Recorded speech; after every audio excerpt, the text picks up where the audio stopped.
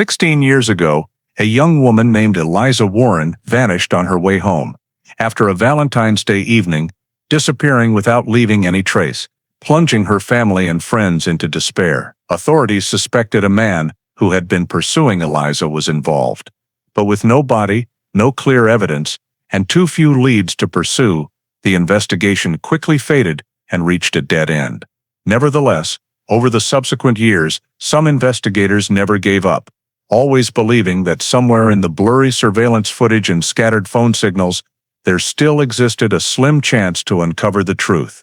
Then one day, while re-examining the old data with modern technology, they discovered a crucial detail that everyone had overlooked. A detail powerful enough to completely transform the entire case in a way no one could have imagined. Before diving into this shocking story, let us know where you're watching from, and if you love cold cases being reignited, don't forget to hit subscribe.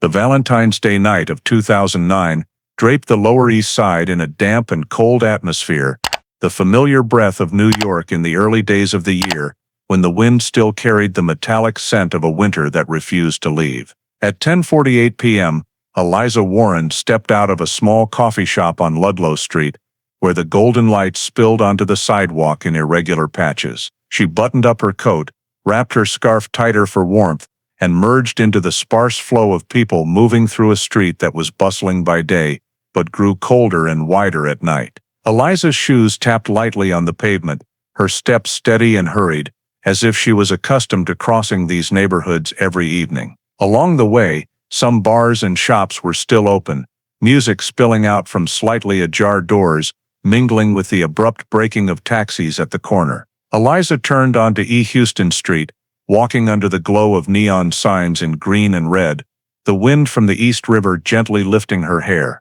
By Avenue A, the temperature dropped lower, the shadows of tall buildings stretching across the road. A few passers-by heading in the opposite direction glanced at her briefly, but no one truly paid attention. The last trace of Eliza that night was the image of a petite figure in dark clothing, waiting at the light at the corner of E 11th Street and Avenue A before crossing the street. After that, she melted into the darkness between the rows of buildings, and the city swallowed her silhouette just as it did millions of other anonymous movements in New York every day. But Eliza never returned to her apartment in the East Village. When the clock struck midnight, Trevor Miles, her roommate, still thought she was staying at a friend's or busy with something personal. By the next morning, the apartment remained silent.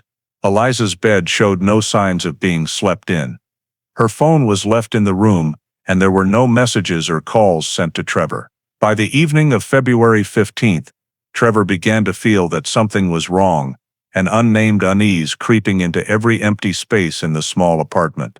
He tried calling Eliza multiple times, but only got endless ringing followed by silence. Eliza's family in Pennsylvania had also been unable to reach her since the night of the 14th.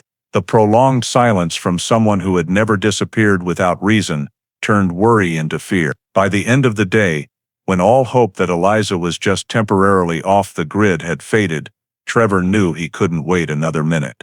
He picked up the phone and called the NYPD, reporting that Eliza Warren had been missing for over 24 hours, and no one, not even her family, could contact her. Just minutes after the report was received, the call was transferred directly to the Missing Persons Squad of Manhattan South. Less than 40 minutes later, the first two officers stepped out of their patrol car and headed to the small apartment on East 7th Street, where Trevor was waiting for them, his face etched with clear tension and exhaustion.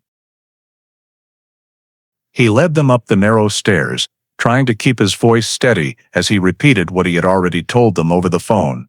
Eliza had left home on the evening of February 14th to meet friends, then went to the coffee shop on Ludlow Street, and no one had seen her since. Once inside, the officers conducted a standard observation of the apartment. The living room was tidy. Eliza's desk was neatly organized, clothes hung properly. Nothing was broken, no signs of a struggle or forced entry. The front door showed no pry marks. The windows were locked from the inside, and the locks had no scratches. The kitchen was clean, the dishes in the sink, just as Trevor described Eliza having washed before leaving that evening. Everything looked as if its owner had only stepped out for a few hours, not been missing for nearly 2 days. One officer opened the closet, quickly checking if any luggage was missing, but everything was in its place. There were no indications that she had prepared for a long-term departure. Eliza's phone was still on the table next to her bed, a detail Trevor had mentioned. For someone who always carried her phone like Eliza, this only heightened Trevor's anxiety, but for the NYPD, it wasn't enough to conclude anything yet. When asked to provide a detailed timeline, Trevor recounted that he had gone to bed around midnight on the 14th and hadn't heard Eliza return. The next morning, he assumed she had stayed at a friend's or had something unexpected come up. But by the afternoon of the 15th, with no response at all, he started to feel that this wasn't normal. The officers noted every detail: physical description, last known clothing, Eliza's closest friends, her work schedule for the week, any personal relationships that might cause stress. They asked Trevor about any recent changes in her mood, whether she had mentioned wanting to leave New York or facing any particular pressure.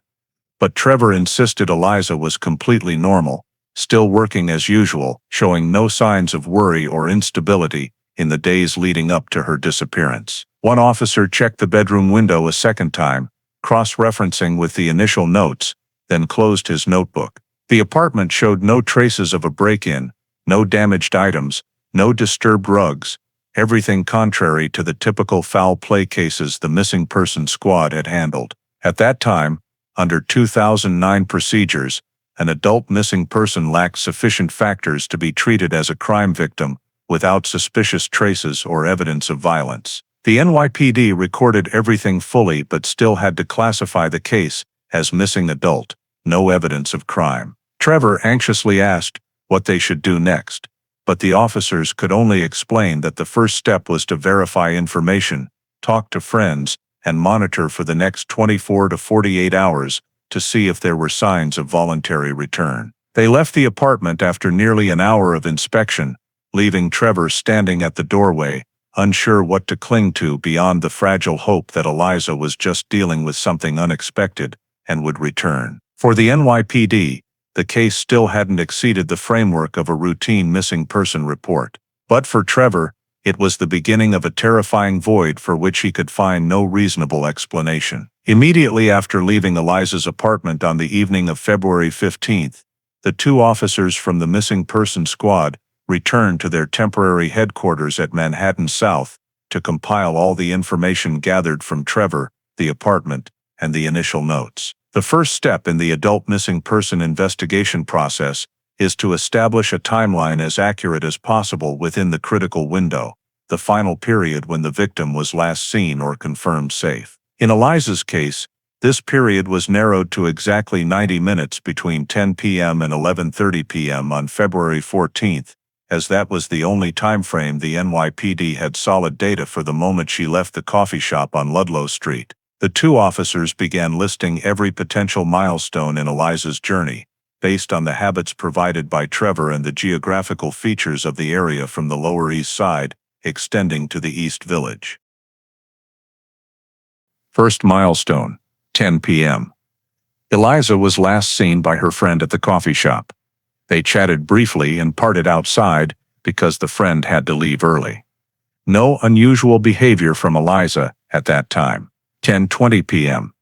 Eliza sent her final text message of the day to another friend, confirming she was still at the Ludlow Street shop and feeling fine.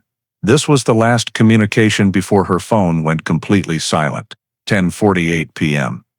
The coffee shop's camera captured Eliza stepping outside, wrapping her scarf, closing the door behind her, and continuing on foot toward E. Houston Street. This timestamp was marked as time of exit, confirmed. 10:52 p.m. Based on the roughly 250-meter distance from the shop to the Ludlow-Houston intersection, the officers determined Eliza likely passed through an area with many small shops and late-night food stands. This stretch was well-lit and busy, so the chance of an attack there was low. Nevertheless, nearby store cameras were added to the retrieval list. 10:56 p.m. From Ludlow Street, Eliza most likely turned left onto E. Houston Street based on Trevor's description of her usual route. This was also the most logical direction back to her apartment on East 7th Street. On this stretch, the officers noted 5 potential camera locations: a small deli, a 24-hour bodega, an ATM, and 2 restaurants still open. 11:01 p.m., as she approached Avenue B, the officers assessed that Eliza likely walked along the north sidewalk, as it was better lit and closer to open shops. Though no direct witness confirmation, this route matched her habits. 11:05 p.m., a witness later reported seeing a woman in dark clothing walking fairly quickly on Avenue A. Though not certain it was Eliza, the time and location fit her pace from Ludlow Street to E 11th Street. This was marked as possible sighting. 11:09 p.m., Eliza was presumed to have reached near the intersection of Avenue A and E 11th Street, where street lights were dimmer and many sections shaded by tree canopies. This was the final location consistent with the blurry image of a figure waiting at the light, and the officers considered it the last potential location. 11:12, 11:30 p.m. The nearly 20-minute gap was viewed as a complete blind spot. No stable camera coverage, no clear witnesses, and no expectations about which way she might turn. The officers analyzed 2 possibilities. She continued straight north on Avenue A toward East 7th Street, or turned onto E 12th Street, where lighting was poor and foot traffic sparse. Both options led home, and both had risky dark stretches. The final timeline was established in clear order: 10 o'clock, 10:20 p.m. Eliza in the coffee shop, normal state. 10:48 p.m. Left the shop, last confirmed point. 10:48, 10:56 p.m. Moving from Ludlow to Houston, 10:56, 11:05 p.m. Houston Avenue A, route, 11:05, 11:09 p.m. Possible appearance on Avenue A, 11:09 p.m. Last high probability, sighting point, 11:09 p.m., 11:30 p.m. Undetermined gap. The officers completed this timeline to serve as the backbone for the subsequent investigation, because only by dissecting Eliza's final moments could they trace where she vanished into the cold expanse of the city on that Valentine's night. Immediately after finalizing the timeline late on the night of February 15th, the missing persons squad moved to the next step in the process, collecting all possible surveillance footage along Eliza's estimated route, spanning from Ludlow Street to E. Houston Street, then up to Avenue A and the area around E 11th Street. This was considered the most time-consuming phase in the early days, as in 2009, New York's surveillance camera system was not yet widespread or centrally connected like in later years. Instead of requesting digitized data through a city system, officers had to visit each shop, bodega, and small restaurant in person to extract or copy footage stored on analog recorders or low-quality DVRs. As early as the morning of February 16th,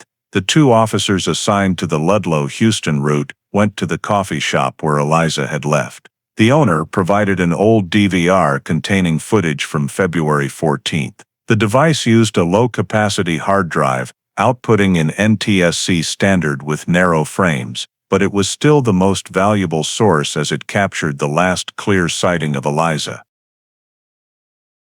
The officers backed up the entire video from 9:30 p.m. to 11:30 p.m. onto a DVD-R, sealed it, and labeled it for storage. They then went to a bodega 40 meters north of the shop. The owner, a middle-aged man, recalled that the store's camera only captured still frames every 2 seconds. But he agreed to let NYPD access the data. The analog recorder sat atop a beverage fridge, dusty and running continuously for over 3 years without maintenance. The officers spent nearly an hour copying the data to the investigation team's portable hard drive. Similarly, they visited an ATM at the Houston Street corner, a late-night pizza shop, and a small deli in the middle of Eliza's potential path. The ATM used an integrated camera that only allowed still photo prints upon bank request. Thus, the officers had to submit a formal request for the bank to extract images from 10:40, 11:10 p.m. The remaining shops all used low-quality DVRs storing footage in CIF standard or lower. But per procedure, every data source had to be collected fully without omission. The Houston Avenue A area was more complicated due to many small alleys and shops closing early. At a liquor store, the owner said the camera had been broken since last year.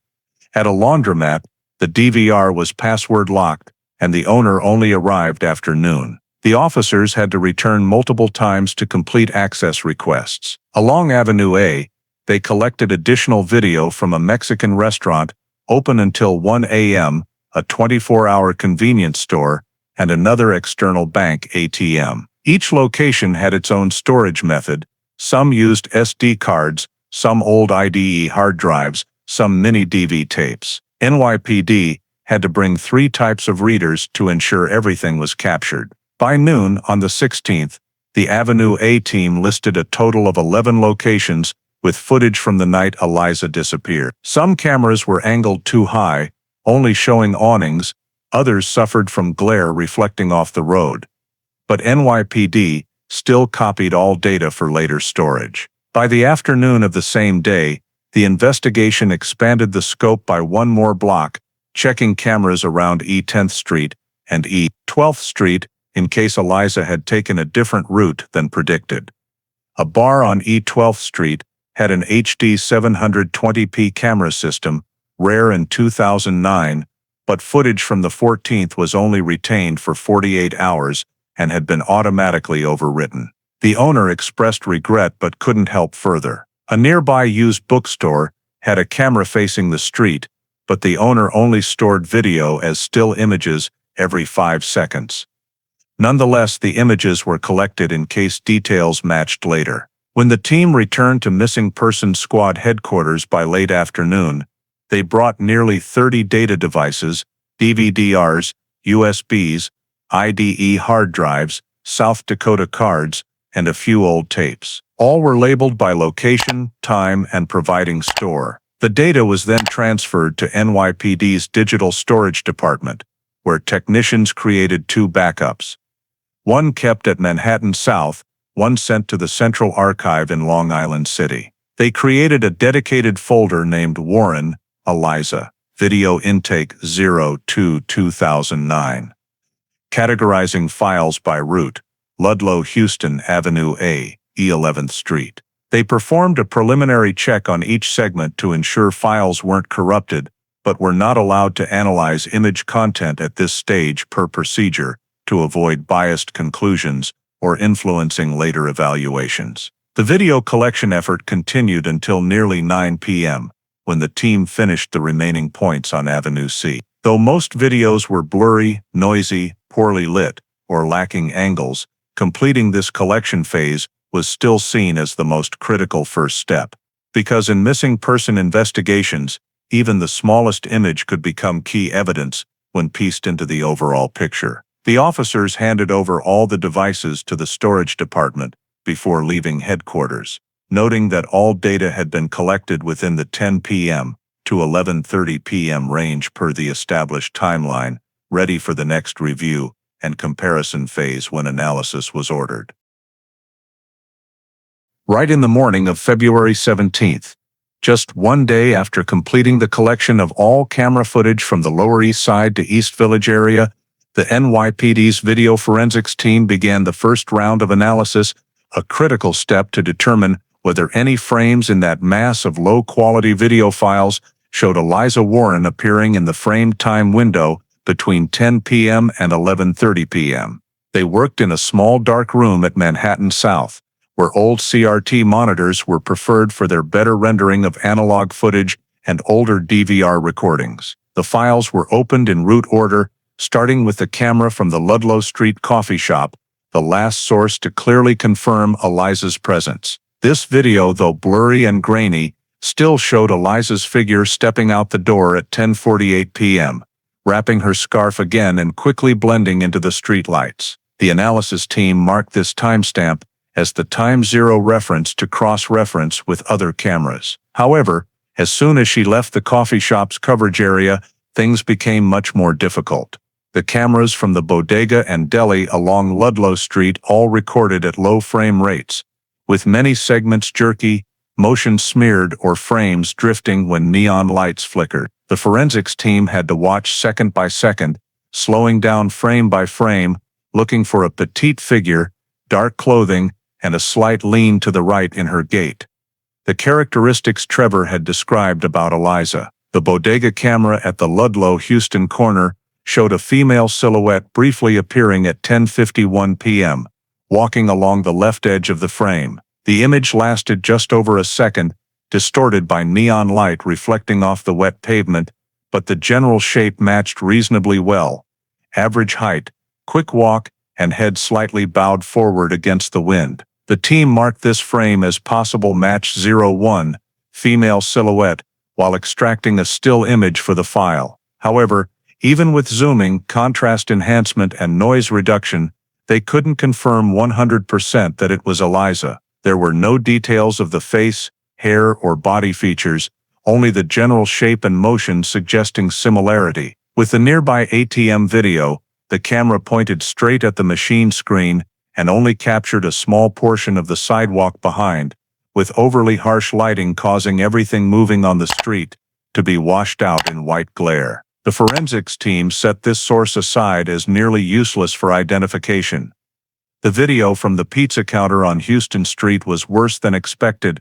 The recorder skipped frames every 3 seconds, turning all motion into blurred streaks. When scrubbing through 10:54 p.m. to 11 o'clock p.m., the time frame when Eliza might have passed according to the timeline, a dark-clothed figure appeared in 2 frames 3 seconds apart, but there was nothing conclusive. The figure was just a dark blob against the streetlight background. Further toward Avenue A, the 24-hour grocery store video provided another noteworthy detail. At exactly 11:06 p.m., a female figure walking quickly appeared in the right corner of the frame. The build was quite similar to the earlier bodega frame, but this time with the camera mounted high and wide angle, only the body from the shoulders down was visible. No clear colors, just motion. The team marked it as possible match 02, female figure, extracted a still, attached the timestamp, and added comparison notes. But just as the team was reviewing this camera, something unexpected happened in the same time window. Just 3 seconds later, a male silhouette appeared farther back, walking in the same direction, but about 20-30 meters behind the female. The male was noticeably taller, broad-shouldered, with long strides, and seemingly bowing his head slightly while walking. The camera was too blurry to make out the face or clothing, but the appearance of 2 figures on the same path was significant data. Still, per procedure, the forensics team was not allowed to make any speculative interpretations. They simply noted it as an image finding. This segment was marked unknown male, not identified. They extracted the entire sequence from 11:04 p.m. to 11:10 p.m. and saved it as a separate file, since it was the rare portion with 2 notable motions appearing consecutively. Moving on to the laundromat camera on Avenue A. This video was nearly useless. The camera was misaligned, capturing only the awning and half the street in front. Motions in the shadows were obscured by tree canopy, yielding no results from analysis. However, the background audio captured bus traffic sounds, a detail noted but without immediate value at the time of analysis. The Mexican restaurant camera yielded similar results, blurry frames, with indoor lighting reflecting off the glass, making outside images, just interspersed bright and dark spots. 11th Street, identified as the likely last point where Eliza could be seen, only one ATM camera at the corner was operational, but the video was shaky and the angle too low, obscuring most pedestrian motion. Though the forensics team reviewed the segment from 11:07 p.m. to 11:12 p.m. at least 10 times, they only saw faint motions that couldn't be distinguished. After completing review of all 30 video sources, the analysis team temporarily concluded that only 2 segments contained images possibly of Eliza, and 1 segment contained a male silhouette following behind. None were high enough quality to confirm identity or specific behavior. There was no clear evidence of struggle, pursuit, or contact. All data from this analysis round only had supplemental value for the timeline, not enough to serve as conclusive evidence. The forensics team closed the session with a final note. Footage, low-resolution silhouettes only, no confirmable identification. Further steps required. On the morning of February 18th, after the video analysis team reported the results of the first camera review round and confirmed only faint, hard-to-identify silhouettes, the missing persons squad moved to the next step, returning to the Lower East Side and East Village area to conduct direct witness interviews. Starting from the last point, Eliza was most clearly seen. The coffee shop on Ludlow Street. The barista on duty confirmed that Eliza left exactly as time-stamped in the camera, 10:48 p.m. The employee described her as completely normal, seeming in a hurry but not anxious, not looking around or appearing followed. He remembered that Eliza gave a quick goodbye to her friend and stepped out the door very fast, with almost no interaction with other customers. When asked about people present in the shop at that time, the employee provided a list of customers who paid between 10 o'clock, 11 p.m., but no one stood out or had any clear connection to Eliza. The officers then expanded interviews to the area outside the shop, where people often stood smoking or waiting for friends in front of nearby bars. A middle-aged man recalled seeing a woman with a build similar to Eliza's passing by a few minutes before 11, heading toward E. Houston Street. He couldn't describe the face or clothing specifically because it was dark and streetlights reflected strongly, but he was sure the woman was walking quite quickly, as if wanting to get home early. From Ludlow Street, the officers followed Eliza's predicted route, stopping at stores and eateries still open on Valentine's evening. An employee at the pizza place on Houston Street said he didn't remember individual passers-by clearly, but felt the area was busier than usual due to the holiday, making it nearly impossible to notice one specific person. However, a delivery guy standing outside the shop admitted he saw two people, one woman ahead and a man behind, about 30 meters apart, around 11 o'clock sharp. He wasn't sure if they were connected, as the man showed no suspicious gestures and didn't close the distance. Looked like two people just happening to walk the same route, he said.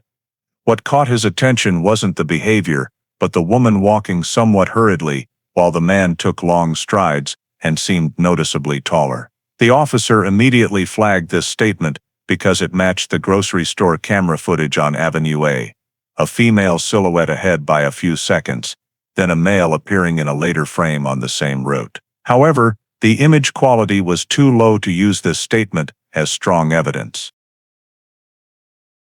The officers continued interviews at the Houston Avenue-Bud intersection, where street lighting was weaker and many places closed early. A couple waiting for a taxi around 11 o'clock said they didn't recall seeing anyone noteworthy pass by, but heard hurried footsteps behind them, though they couldn't tell if it was one person or more. On Avenue A, 3 witnesses living near the grocery store camera area said they were outside taking out trash or walking dogs around 11. One woman said she saw a lone pedestrian, small and slim build, but wasn't sure if it was a woman or man because it was too dark. Another man remembered seeing a figure standing waiting at the traffic light corner, but as soon as his car turned, the figure had stepped into a tree-shaded section. When asked further about the possible man appearing behind per previous statements, no one provided more specific descriptions. No details on jacket, height, skin color or gait were recorded accurately enough. No one heard arguing, shouting, or unusual sounds. No one recalled strange parked cars or anyone lingering too long in the area. All statements fell into a common pattern: vague motions of a few nighttime Valentine's pedestrians on streets that were sometimes crowded, sometimes empty, where streetlights still left too many dark patches. Though the investigation team tried to screen those present in the critical time frame, they couldn't determine who actually saw Eliza, who saw someone else, and who misremembered due to time past. The only statement linking to the camera, the female and male silhouettes about 30 meters apart, remained too weak for any conclusion. The interview team returned to headquarters with a final note. Multiple disjointed statements, no specific identifying description, only confirms likelihood. Eliza continued route Houston Avenue A. No witnesses to conflict or suspicious behavior. That meant their part hadn't advanced much, and Eliza's image from that Valentine's evening remained just a few faint shadows on low-resolution videos and hazy memories of passers-by. After 2 consecutive days of collecting cameras and interviewing witnesses without a breakthrough, the missing persons squad shifted to checking Eliza's communication history as a required approach in adult missing persons cases. This information, though not providing direct evidence, could still determine mental state, recent relationships, or any unusual changes before she vanished. Trevor provided Eliza's phone to the NYPD, noting she had left it at home on the evening of February 14th, which had been worrying from the start. The forensics unit quickly extracted data, call logs, texts, voicemail, synced email, and limited social media data, consistent with 2009 technology. The first confirmation was that the device had no activity after 10:48 p.m., exactly when the coffee shop camera captured Eliza stepping out. The phone remained powered on but showed no motion signals, sent texts, incoming calls, or activated apps. This aligned with her leaving it at home, but also made the gap after 10:48 p.m. harder to trace, since there was no location data or movement records.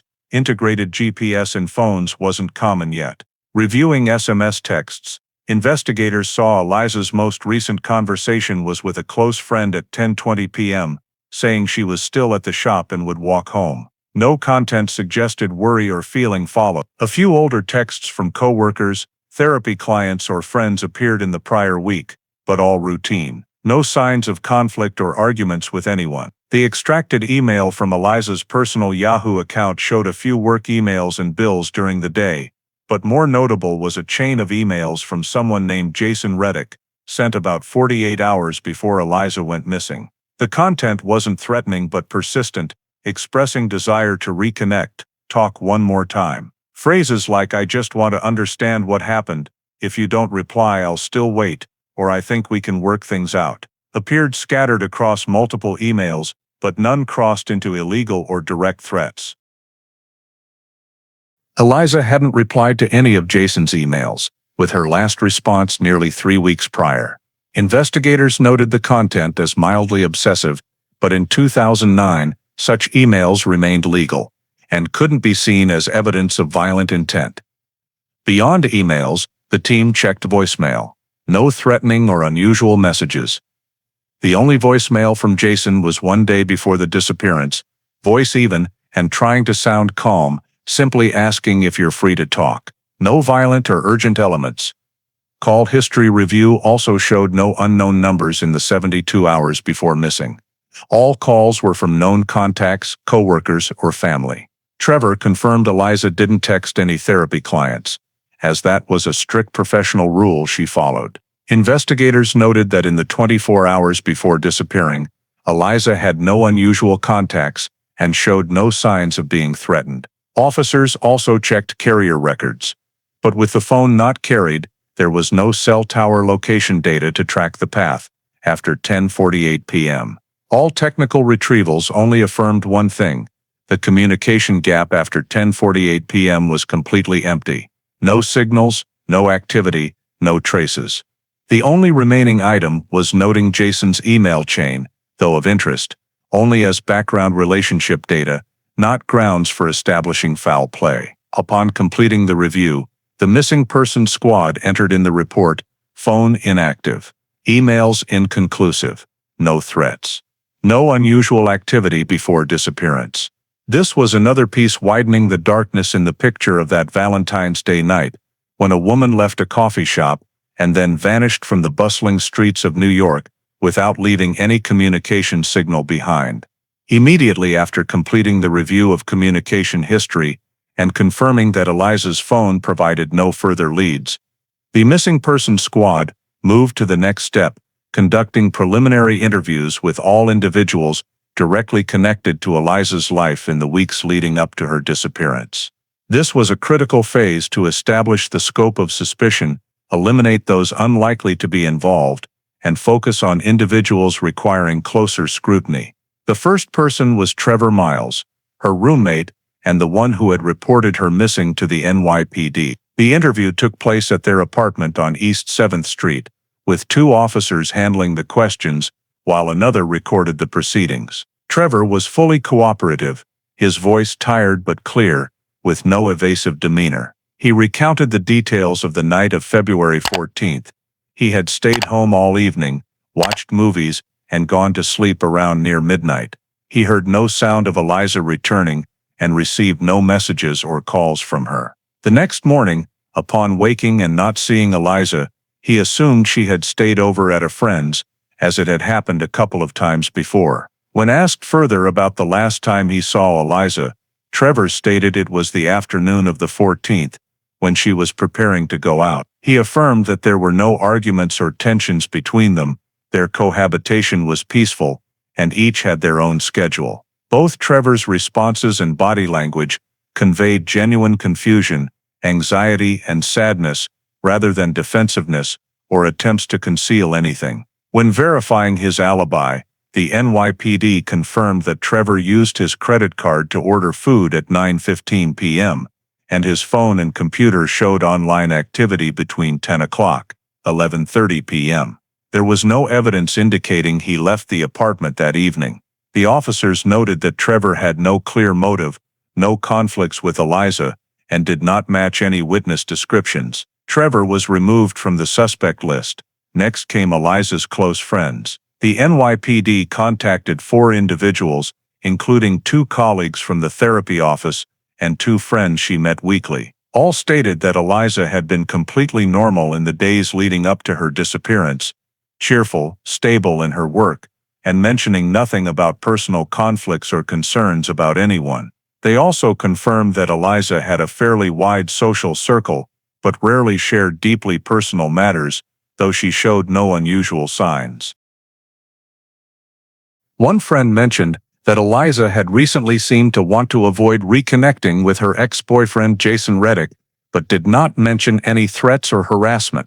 These individuals were also asked about the evening of February 14th, but none had met Eliza directly, except for the friend who left the Ludlow bar before her. The entire group of friends was cleared of suspicion due to lack of motive, opportunity, and any signs of involvement in her disappearance. The last person in the preliminary interview group, and the one the NYPD was most interested in, was Jason Reddick, Eliza's ex-boyfriend. He was invited to the precinct for a discussion, and the interview took place on the afternoon of February 18th. Jason entered the room with an overly calm demeanor, a closed-off posture, slightly stiff back, and avoiding eye contact for the first few minutes. When asked about his last contact with Eliza, he said he had sent an email just to talk one more time, which explained the email chain in her inbox. Jason completely denied stalking or meeting Eliza in recent weeks. When asked about his whereabouts between 10 o'clock,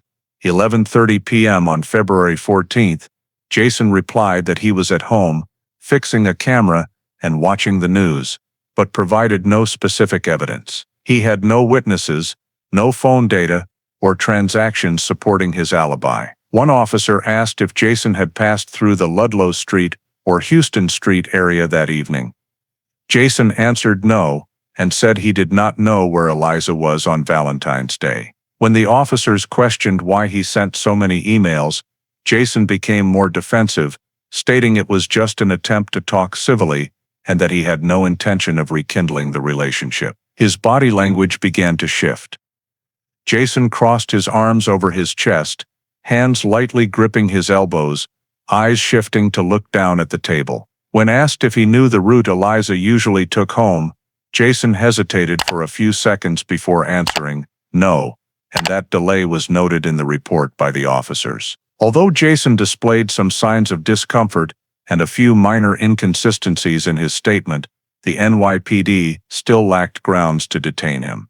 There was no evidence Jason met Eliza that evening, no cameras clearly capturing his face, and no witnesses confirming his presence in the area where Eliza disappeared. All they had was a weak alibi and a persistent but not illegal email chain. At the end of the interview, the officers noted, Reddick exhibits discomfort, inconsistent in minor details, but no evidence of involvement detected. Insufficient grounds for detainment. Jason was allowed to leave. As the interview room door closed behind him, the NYPD realized they had not made any significant progress in determining what really happened to Eliza Warren on that Valentine's Day night. Immediately after completing the preliminary interview round and finding no sufficiently strong points of suspicion, the missing person squad decided to launch an official field search in the East Village area, focusing on the stretch of road within the 11 o'clock, 11:30 p.m. timeline, where cameras and scattered witnesses suggested Eliza might have passed through before vanishing completely. On February 19th, the NYPD set up a grid search area, dividing the streets into small sections, alleys, backyards, areas around public trash bins, and spaces obscured by old buildings. The starting point was the intersection of Avenue A and E, 11th Street, considered the last likely location where Eliza was seen based on camera data extracted by the analysis team. The search involved 8 officers, a support team from Community Affairs to coordinate with residents and avoid excessive disruption, and a detailed map marked with each search grid. The officers proceeded to sweep along Avenue A vertically, then expanded to Avenues B and C, continuously scanning each block with high-powered flashlights, particularly focusing on areas shaded by tree canopies, narrow passages between apartment buildings, and spots with cameras that captured unclear footage.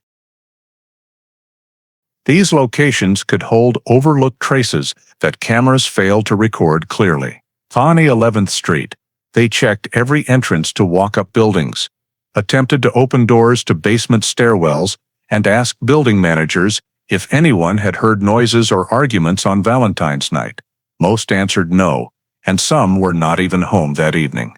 In the passageway between 2 buildings near Avenue A, the search team thoroughly scanned the ground, bushes, and areas around metal fences. This was a spot where wind often blew trash into piles, but aside from a few papers and bottle caps, nothing noteworthy was found. The team expanded northward, passing E12th and then E13th Street, examining public trash bins, storm drains, and stoops in front of old buildings. They checked a known hotspot, often frequented by homeless individuals late at night, the corner of Avenue B and 10th Street, but the area was completely clean, with no traces consistent with foul play. Upon reaching Tompkins Square Park, the officers moved in a semicircular formation, scanning every tree base, bush, and bench. This area had many dark spots and was considered prone to dangerous situations late at night, but no items belonging to Eliza or any signs she had entered the park were discovered.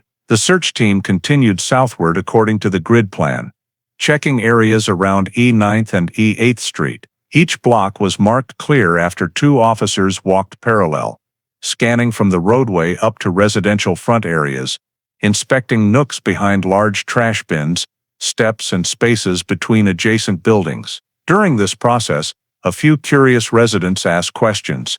Most had only heard about the disappearance through rumors and had no useful information. A street vendor on Avenue C said he worked until nearly midnight but saw nothing unusual. He remembered that night had many pedestrians due to Valentine's Day, and everything seemed normal like other Saturday evenings. The officers also checked the trash area behind a small restaurant, a spot where items were often dropped or hastily discarded, but found only food boxes and old packaging, nothing related to Eliza. The team also re-swept the roadway leading to a small parking lot on Avenue B, where street lighting was dim. However, the ground was dry, with no signs of scuffle, no dropped items, no skid marks, or any indications suggesting Eliza's presence. The search lasted many hours, extending south to E6th Street and east to Avenue C. Despite the wide scope and scientifically divided grid, the results were completely zero. No clothing, jewelry, purse, documents, or any personal items that could be linked to Eliza. No signs of struggle, no blood, or noteworthy physical traces. All the NYPD gained from this first search was a map densely marked with clear grids, confirming that the entire area where Eliza was believed to have passed during the critical time contained no physical evidence to pierce the fog of the disappearance. As the team returned to the precinct at the end of the day, they added a brief note: no physical evidence recovered. Area thoroughly searched with no results. That meant that despite maximizing on-scene resources, they were no closer to answering the biggest question: what happened to Eliza Warren after 11 p.m. that night? After the first search concluded without yielding any physical evidence or traces, the missing persons squad was forced to expand the search to higher-risk areas, including river-adjacent routes and dimly lit parts of Alphabet City. On February 20th, the NYPD launched the second field search, this time coordinating with the Harbor Unit and a K-9 team specialized in tracking missing person scents. The goal of the new search was to determine if Eliza might have been taken toward the East River or left in dark spots not fully covered by previous sweeps. The Harbor Unit departed from the pier at Pier 36 at 8 a.m., patrolling a boat along the river section, running through the Lower East Side, focusing on the area from the Williamsburg Bridge down to Houston Street. The officers used older sonar equipment, common before 2010, capable of scanning the riverbed, but with low accuracy in strong currents or metal obstructions. Nevertheless, they scanned each segment slowly to increase detection chances for unusual objects. Sonar beams appeared on the screen as gray-white wave bands, occasionally showing small echo points that required the team to circle back for manual checks. Each time, they used long hooks to probe the suspected spots, but ultimately found only metal scraps or drifting trash. Along the East River Park Esplanade, officers closely observed the water surface and shore edges, looking for signs of a jacket, scarf, shoes, bag, or any items possibly belonging to Eliza. One officer even climbed down a ladder to the shore to check exposed rock ledges left by receding water, but found only algae and trash fragments, nothing related. After 3 hours of continuous scanning, the Harbor Unit reported no signs indicating Eliza had been near the river area. Meanwhile, in Alphabet City, the K-9 team conducted an independent search route. 2 service dogs used for this case were experienced in missing persons tracking, using scent samples from Eliza's personal items, a light jacket and scarf she left in her bedroom. The team started from Avenue A, sweeping south to East 6th Street, then circling to Avenue C. The K-9s moved slowly, noses close to the ground, pausing at a few spots with overnight human scents, but nothing special or related. Some mild reactions were simply due to homeless individuals sleeping there the previous night. Officers had to continually assess whether K-9 responses were leading or just mixed urban scents. By midday, the K-9 team shifted to closely examining an area around a row of large trash bins on Avenue C, where wind from the river direction could carry blown scents. One dog stopped abruptly, sniffing the underside of a blue plastic trash bin. At first, the team thought it was reacting to leftover food smells, but upon closer inspection, an officer spotted a small silver object near the bin's edge, partially obscured by a plastic bag. He bent down, used gloved hands to pick it up, a thin silver bracelet with a small teardrop-shaped charm in the center. Trevor was later called in for quick confirmation, and he immediately recognized it as Eliza's bracelet, an item she wore daily and rarely removed. The discovery location, Avenue C between E9th and E10th Street, fell within the range Eliza might have passed if she turned east instead of continuing straight home via Avenue A. The K-9 continued sweeping the area, but showed no further strong reactions elsewhere. There were no physical signs suggesting struggle, no fabric scraps, documents, or other matching traces. The bracelet was immediately sealed, labeled, and sent to the precinct for analysis. This was the first and only piece of evidence recovered nearly a week after Eliza's disappearance. However, no one knew how it ended up there, dropped, discarded, or accidentally flung. It remained mere speculation. As the second search concluded in the late afternoon, the NYPD noted in the report, Harbor search negative. K-9 search partial response at Avenue C. Recovered bracelet, confirmed belonging to victim. The bracelet was small, but it was still a rare piece in a disappearance case where all search directions were leading to unresolved darkness. Immediately after Eliza's bracelet was found on Avenue C and sealed for transport to Manhattan South, The NYPD's Evidence Examination Unit began analysis following standard procedures. Though the team understood that a piece of jewelry dropped in a busy urban environment might hold very limited significance. Nevertheless, any item belonging to the victim had to be treated as a potential piece in the overall picture of the disappearance, and thus the silver bracelet was taken directly to the lab, where technicians photographed it, weighed and measured it, examined the metal structure, and scanned the surface for traces. After cleaning fine dust and a few minor scratches from friction with the trash bin, they used ultraviolet light to check for fingerprints, but the smooth surface retained no usable prints. Most were noisy or smudged, insufficient for comparison. Technicians continued scanning for microparticles under an electron microscope, but the only findings were street dust, inconsistent small fabric fibers, and tiny metal particles, likely from the surrounding environment. No indications of blood, human skin, or organic materials related to struggle.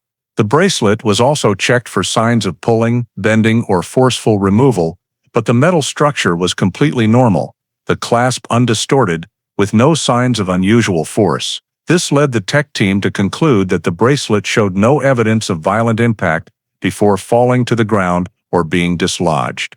Geographically, finding the bracelet on Avenue C prompted the investigation team to question, had Eliza ever passed through this street? According to the prior timeline, Avenue C was only in the expanded range, not the main route home. If Eliza went straight from Avenue A to East 7th Street as usual, she would never reach Avenue C.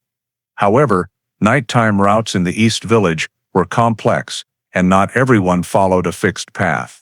The question arose, did the bracelet drop here because Eliza intentionally passed through, or could someone have brought the item to Avenue C and discarded it near the trash bin? Field officers returned to the discovery site for detailed examination. They determined the bracelet was lying directly under the bin's edge, where wind could easily blow light objects, but the silver bracelet was heavy enough not to have been blown from elsewhere. That meant it either fell directly there or was intentionally placed. However, the trash bin had no surveillance camera facing it, and the surrounding area was average in pedestrian traffic, making tracing its origin nearly impossible. One officer raised the question of timing. How long might the bracelet have been there before discovery? Technicians could not determine this, as silver is difficult to age in terms of drop time, and the adhering dust was ordinary urban dust, with no inference possible from oxidation or dirt buildup. Another point noted by the investigation team,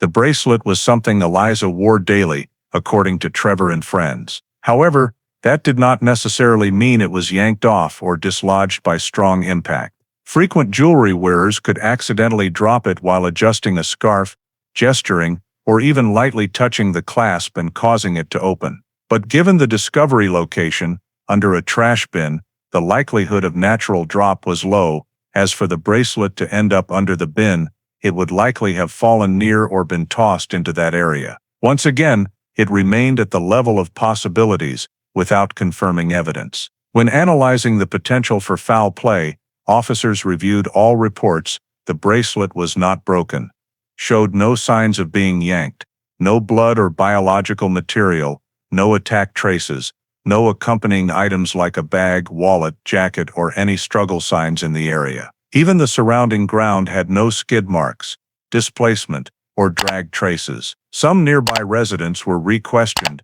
but all said they saw nothing unusual on the night of the 14th or morning of the 15th. No one recalled hearing loud noises, arguments, or cries for help. With all these factors, the bracelet was classified only as indirect evidence, incapable of precisely indicating what happened to Eliza, and certainly not usable to upgrade the case from missing person to suspected crime. Nevertheless, it was carefully noted in the file with the assessment, item belongs to victim, but no forensic relevance detected. The investigation team also could not rule out the possibility it was dropped or discarded into the trash bin area after Eliza's disappearance, even by someone else entirely. In this context, all the bracelet achieved was proving that Eliza, or something related to her, had appeared near Avenue C, but without any other corroborating points.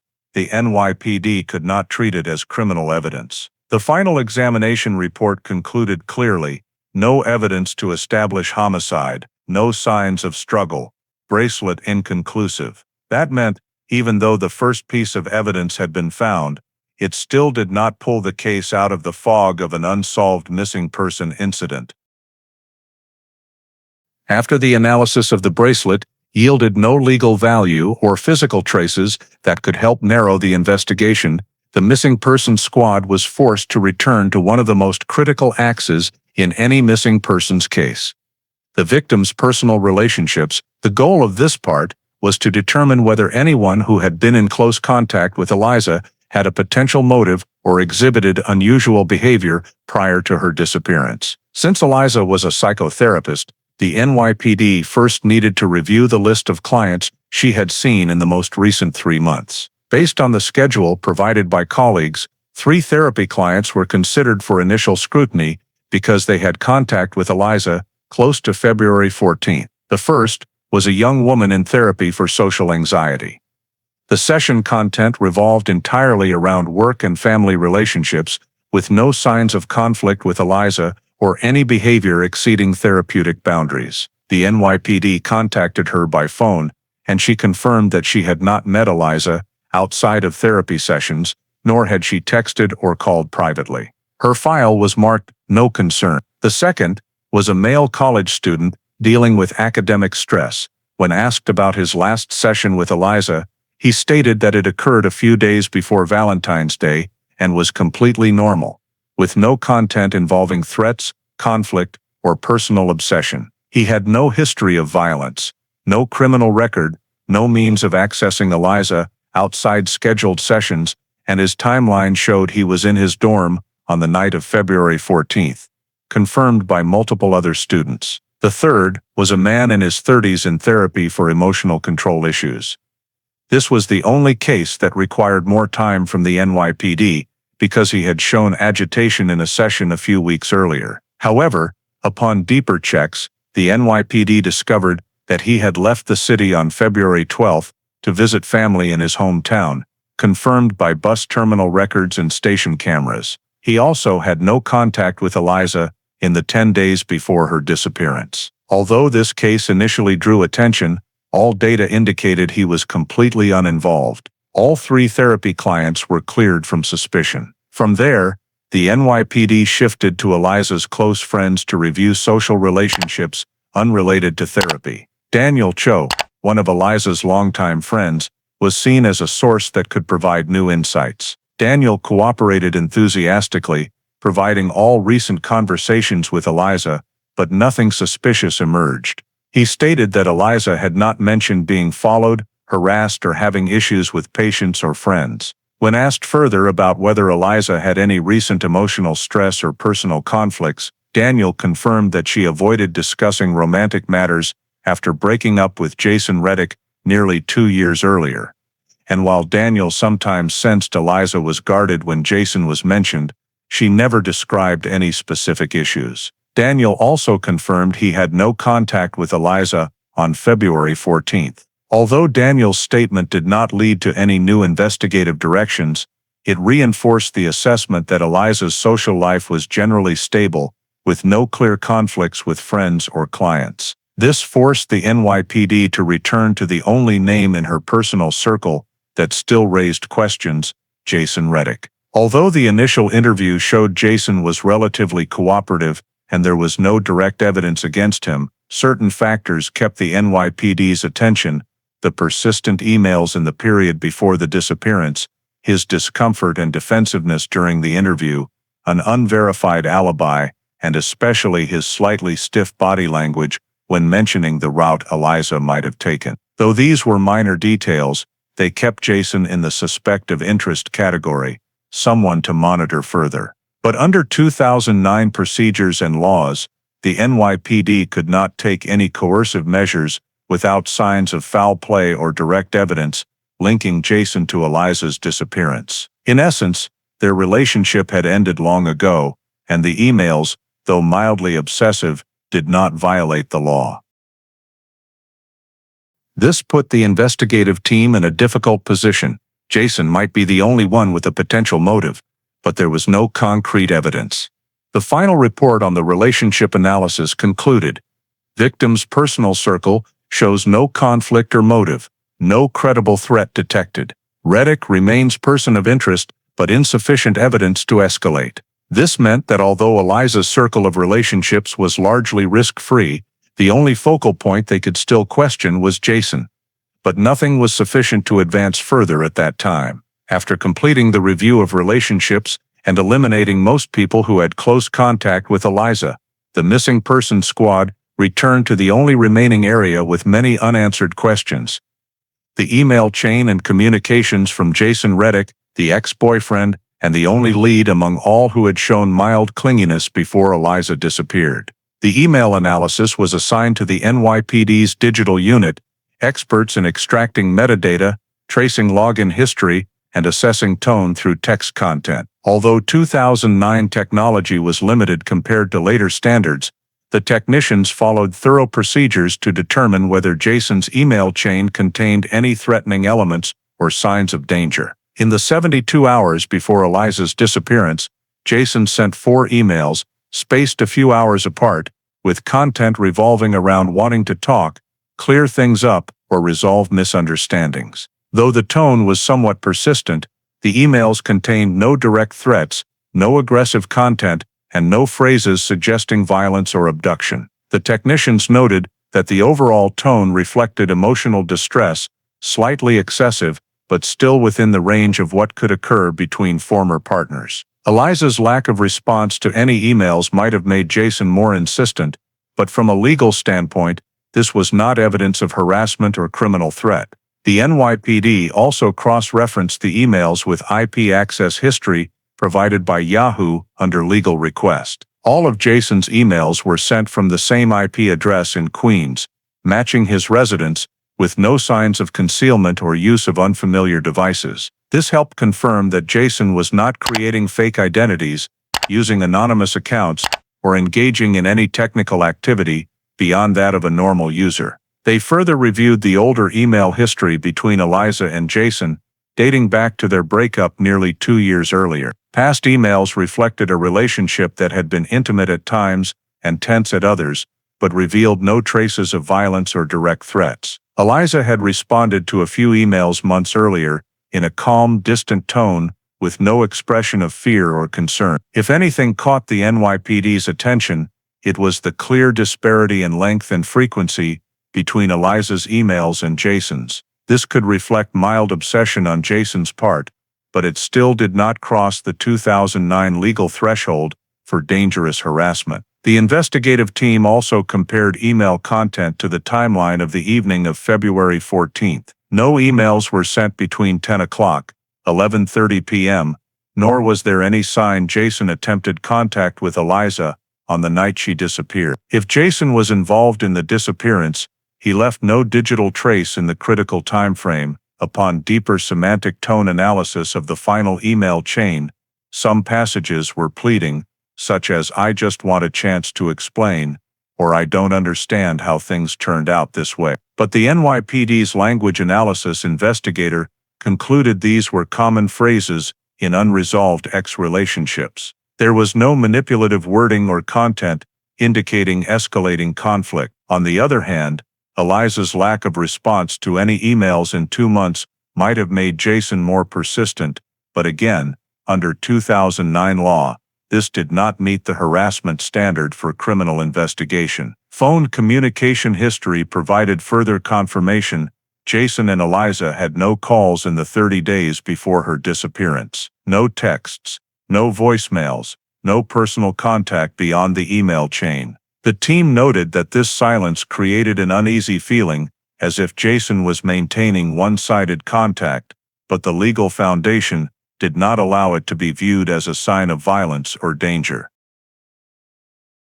One detail that caught the NYPD's attention, but lacked weight, was the timing of Jason's last email. The morning of February 13th, just 1 day before Eliza disappeared. But the content was entirely harmless, mentioning "hoping we can talk when you're ready." There was no restraining order between them, no prior reports of violence, no complaints or records in civil files. Therefore, the NYPD concluded that the email chain, though obsessive and uncomfortable in tone, did not provide legal grounds to view Jason as a danger or suspect in a crime. The final email analysis report stated clearly: content, persistent but non-threatening, no actionable threat identified, no legal basis for escalation. This meant that although Jason was the only remaining name with the vaguest signs, all digital information in the NYPD's possession still led to no conclusions. The investigation thus remained murky, with no technical evidence strong enough to clearly direct the next steps. After completing all initial investigative directions, from camera analysis, witness interviews, communication history checks, evidence examination, to reviewing Eliza's personal relationships, the NYPD had to confront the reality they had been trying to avoid. Every lead brought them back to the same starting point. The consolidated report dated February 22 clearly showed the deadlock tightening around the case, starting with what seemed the simplest factor: surveillance camera systems. In 2009, security cameras in New York were mostly low-resolution, with poor sensors in low-light conditions, and largely positioned to deter theft rather than monitor entire streets. The footage collected by the NYPD from bodegas, ATMs, and coffee shops was not clear enough to identify facial details or body types. A female silhouette on Ludlow Street could be Eliza, but the angle was too blurry to confirm, while a male figure trailing about 30 meters behind provided no identifiable features. No distinctive jacket, no recognizable accessories, no unique gait, just shadows. Attempts to enhance quality using 2009 software yielded only grainy frames, forcing the team to admit that the camera angles that night were insufficient to accurately reconstruct Eliza's route. Witnesses were even thinner. No one directly saw Eliza after she left the coffee shop. One witness on E. Houston Street saw a man and woman far apart, but that information held little value in a busy area. The coffee shop server only remembered Eliza paying and walking out without noting her direction. A few residents near Avenue A said they heard no cries for help on Valentine's night, nor saw any altercations or disputes. This left the NYPD unable to determine which way Eliza left the Ludlow Street area, left, right, or straight. All they had was an uncertain last point at Avenue A, and even that was based on blurry footage. Physical evidence was no brighter. The bracelet found at Avenue C, the only item recovered after 2 major searches, held no forensic value. No fingerprints, no DNA, no signs of struggle, no breaks or deformities. It did not indicate Eliza was attacked, nor prove she was there that night.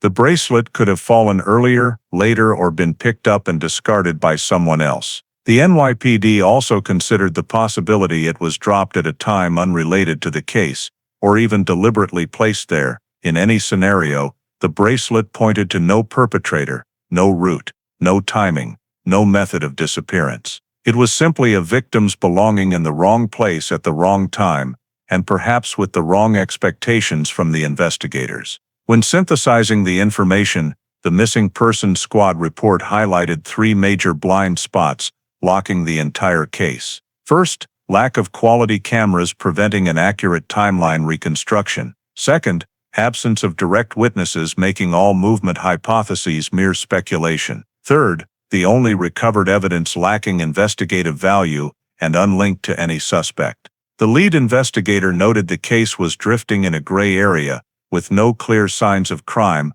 but also no basis to classify it as voluntary disappearance. They had no definitive event, no confirmed last location, no physical evidence, no phone data, and no witnesses. In the consolidated report for the initial phase, one line was boldly underlined: all current leads exhausted. No dominant suspect, no clear evidence of foul play. This was the first dead end the NYPD faced, an absolute darkness where every analytical path fell silent, with no escape and no element strong enough to pull the case from the brink of impasse.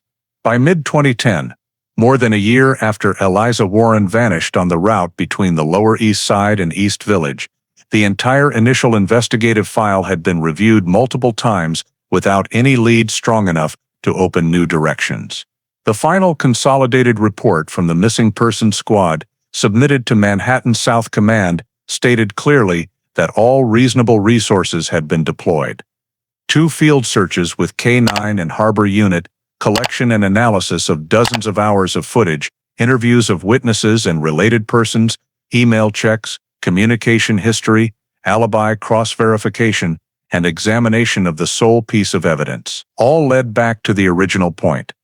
Eliza left the coffee shop at 10:48 p.m. on Valentine's Day 2009, and then vanished without any explainable trace. The severe lack of data prevented forming a unified hypothesis. There was no evidence of foul play to shift the case to criminal investigation, but also no proof allowing the NYPD to conclude Eliza left voluntarily. This was the type of suspended file that the 2009-2010 system was nearly powerless against. No crime, no witnesses, no evidence, no clear timeline. This forced superiors to consider closing the file under procedures for missing persons cases over 12 months without progress. In March 2010, Eliza's file was reviewed in an internal meeting where investigators presented one last time what had been done and what could no longer be pursued due to legal, technical, and resource limitations. A veteran investigator stated,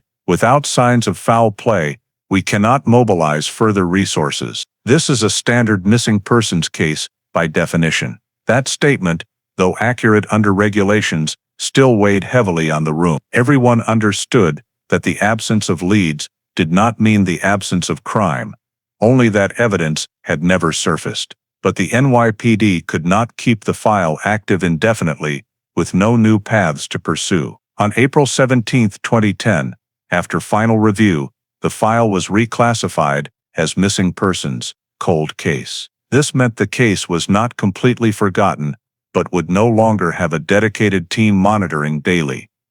It would only be revisited if new leads emerged, an accidental evidence discovery, or a valuable new statement. All documents, nearly 200 pages of reports, scene diagrams, camera files, interview transcripts, item examination results, bracelet photos, and search grid maps, were sealed in a gray file box, labeled MP092148. The box was placed in the cold case unit storage at one police plaza, among hundreds of other unsolved missing persons files. Transferring to cold case was not just procedure. It marked the end of active investigative efforts lasting over a year, an acknowledgement that every possible path had been taken and all led to dead ends. The final report stated clearly, no further leads, no additional evidence. Case suspended pending new information. This was the moment that closed the initial investigative phase, a silent ending, without explanation, without a perpetrator, without truth. Only one question remained hanging. How did Eliza Warren disappear in one of New York's most populated neighborhoods without leaving any trace? In 2012, 3 years after Eliza Warren disappeared, and 2 years after the case was officially classified as a cold case, the NYPD conducted a periodic review as part of their program to re-examine unsolved missing persons cases. This was an annual process in which new or experienced investigators rotated into the cold case unit would select certain files to reanalyze from a fresh perspective, aiming to uncover details that had been overlooked or limited by the technology available at the time of the original investigation. Eliza's file, MP092148, was assigned to Detective Marcus Herrera, who had worked on numerous complex missing persons cases in Brooklyn and Queens. When he opened the gray file box, the entire massive collection of documents, blurry surveillance footage, scattered witness statements, search grid maps, bracelet analysis results, and Jason Reddick interrogation notes spilled out like a summary of everything the NYPD had never found. Herrera started from the most logical point, reconstructing the entire timeline from scratch. He reviewed the Ludlow Street footage again, even though the images remained so blurry that it was impossible to clearly identify anyone. He reviewed the ATM camera on Houston Street where the shadow of a male figure stood a distance behind the shadow of a female figure, but they were still just shapes, with no facial structure or specific details. He reread Trevor Miles's statement: the time he was home, the time he went to sleep, the time he woke up and called Eliza's friends. There were no gaps. The friends' statements were similar. No arguments, no signs of personal conflict, no threats. Herrera noted in his notebook, social circle, no conflict indicators. Then came the 3 therapy clients, all cleared early due to lack of motive and clear alibis. He drew a strong line under that section. Eliza's bracelet, the only piece of physical evidence, was lifted by Herrera for re-examination in its sealed plastic bag. He carefully read the entire forensic report. No DNA, no fingerprints, no drag marks, no breaks, no blood, no signs whatsoever that would allow inference of a struggle. The fact that the bracelet was found on Avenue C only proved one thing: either Eliza had passed through there, or someone had brought the item there. But the entire file pointed to no one who had reason to do so. Herrera set the evidence bag aside. After nearly 4 hours of review, he realized the file had one major unresolved issue: Eliza's relationship with her ex-boyfriend Jason Reddick. Not because Jason had been proven dangerous, but because everything about him was ambiguous: unclear alibi, persistent emails, uncomfortable reactions during questioning, and no one else in Eliza's circle for the NYPD to suspect. Herrera reread each of Jason's emails. "We should talk one last time. I still think we can fix this misunderstanding. I feel hurt you won't even answer."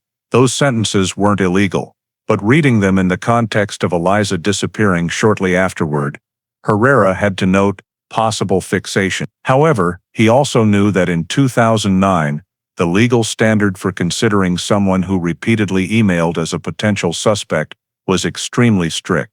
No restraining order, no threats, no documented disputes. Jason was just someone desperately trying to reconnect. That wasn't a crime. But Herrera also understood that many cases he had handled started similarly: a relationship that ended but one party refused to accept it, leading to simmering obsession. He compared Jason's statement: he claimed to be home alone, fixing a camera and watching the news at the time of Eliza's disappearance. No witnesses, no confirming cameras, no bank transactions, no phone records. The only thing supporting Jason's statement was his own statement. In the old interrogation notes, Herrera paused at one line.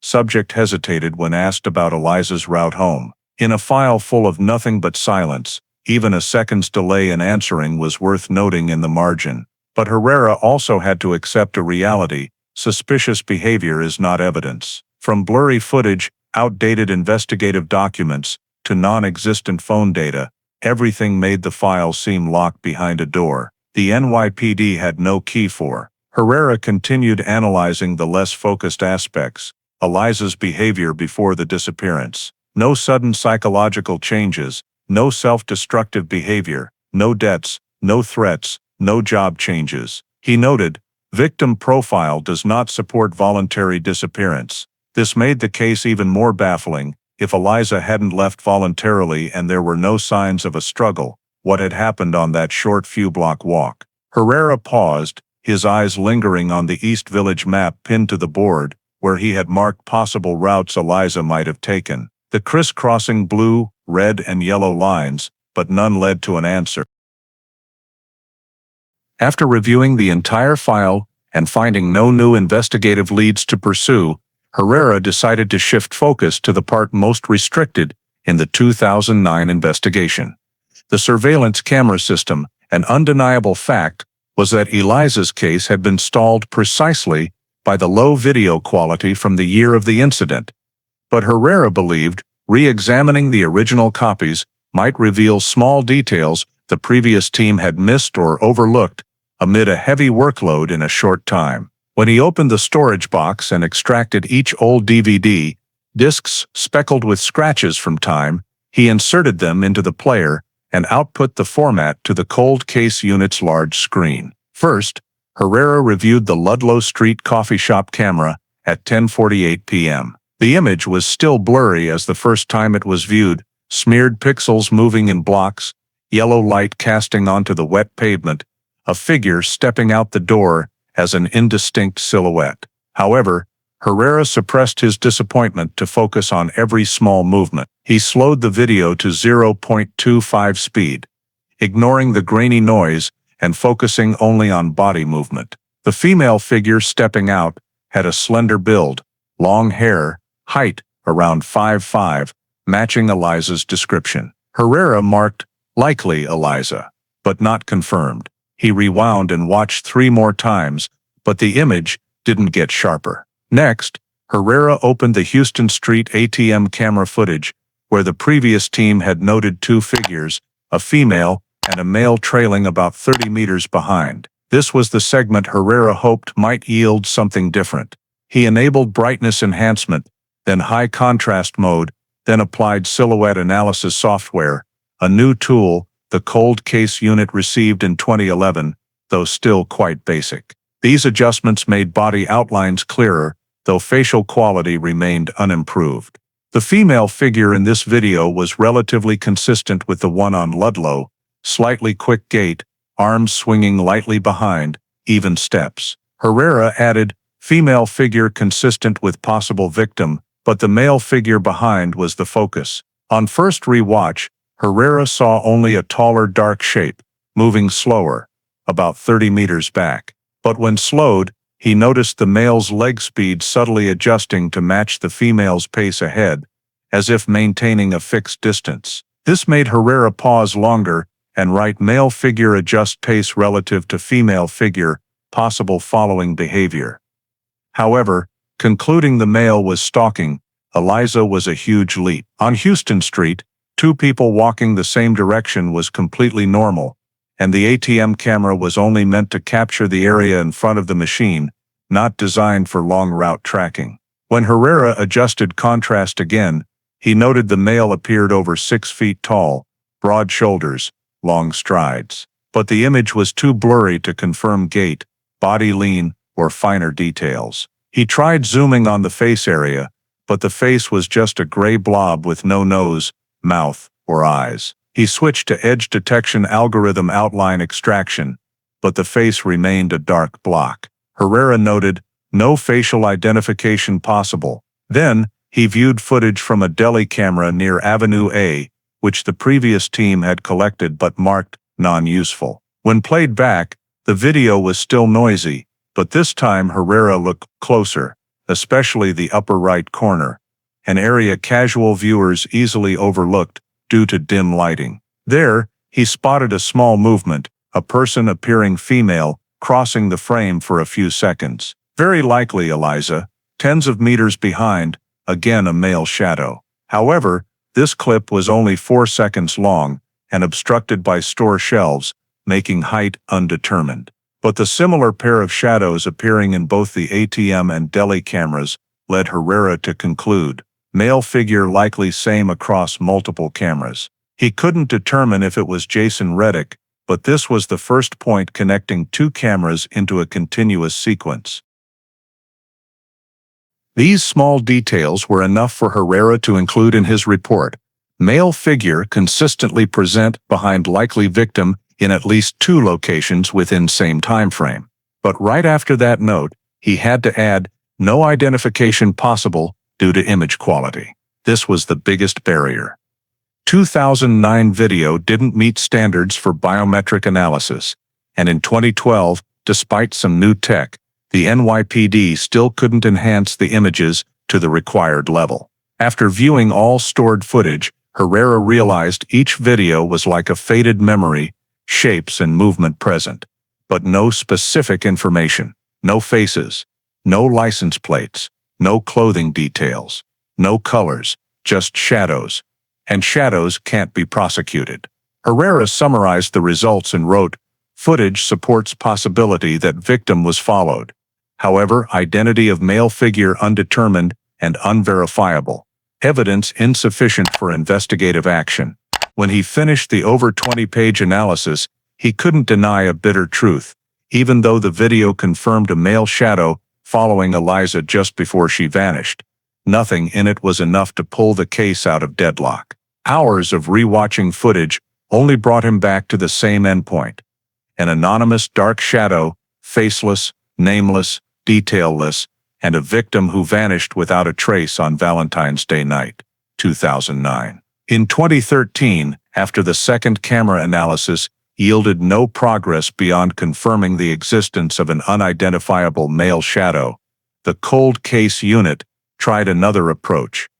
Advanced forensic retesting of every piece of evidence, no matter how minor, including samples previously deemed insufficient value in 2009. The goal of this phase wasn't a technological breakthrough, which remained limited in 2013, 2014, but re-examining everything with fresh forensic eyes, utilizing newly implemented techniques in the NYPD lab, especially micro-trace analysis and synthetic fiber sourcing. First was Eliza's silver bracelet, the only collected physical evidence. Although the 2009 report concluded no DNA, no fingerprints, and no struggle marks, with new techniques like high-resolution scanning electron microscopy for microparticles, the lab hoped to find something the old equipment missed. The bracelet was removed from its sealed bag and placed under the scanner. Technicians analyzed every curve, crevice, and reflective surface using oblique lighting to search for microabrasions, tiny scratches that might indicate forceful impact or yanking. But all they found were natural wear scratches from daily use. No deformation from force, no paint dust or distinctive metal dust from a struggle. No soil different from Avenue C street dust. Technicians also rescanned the surface for residual DNA using new molecular amplification techniques, but the samples were too scant, too noisy and contaminated, making analysis impossible. They tried isolating dead skin cells on the surface, but results were nearly zero, nothing sufficient for CODIS database comparison. Next, the lab moved to evidence bags containing microfibers collected during the 2009 second search, samples previously deemed irrelevant due to lack of distinctive traits. In 2013, the NYPD began collaborating with a synthetic materials analysis group from SUNY Albany, using FTIR and Raman spectroscopy to classify fibers by molecular structure. They hoped to find an unusual fiber, such as from car seats, special clothing, or indoor carpeting. However, the collected fibers were a few white cotton, gray polyester, and one black nylon. All common, unattributable to any specific suspect or environment. No indication the fibers attached to Eliza's clothing in a torn or unusual way. The report concluded, no unique fiber characteristics detected. Technicians then examined samples from the Avenue C area, where the K9 found the bracelet, that included soil, dust, and a few organic fibers stuck to the surrounding plastic bags. They analyzed the soil for rare traces like pollen, fungal spores from elsewhere, or metals from industrial areas. But the soil only contained typical street dust mixture and silica particles, characteristic of the East River vicinity. Nothing unusual. The lab even tried collecting chemical traces from inside the trash bin, where the bracelet was found, hoping for blood, bodily fluids, or other evidence. But the bin had been replaced by late 2009, meaning any old traces were removed or no longer existed. One of the most critical tests was hair analysis.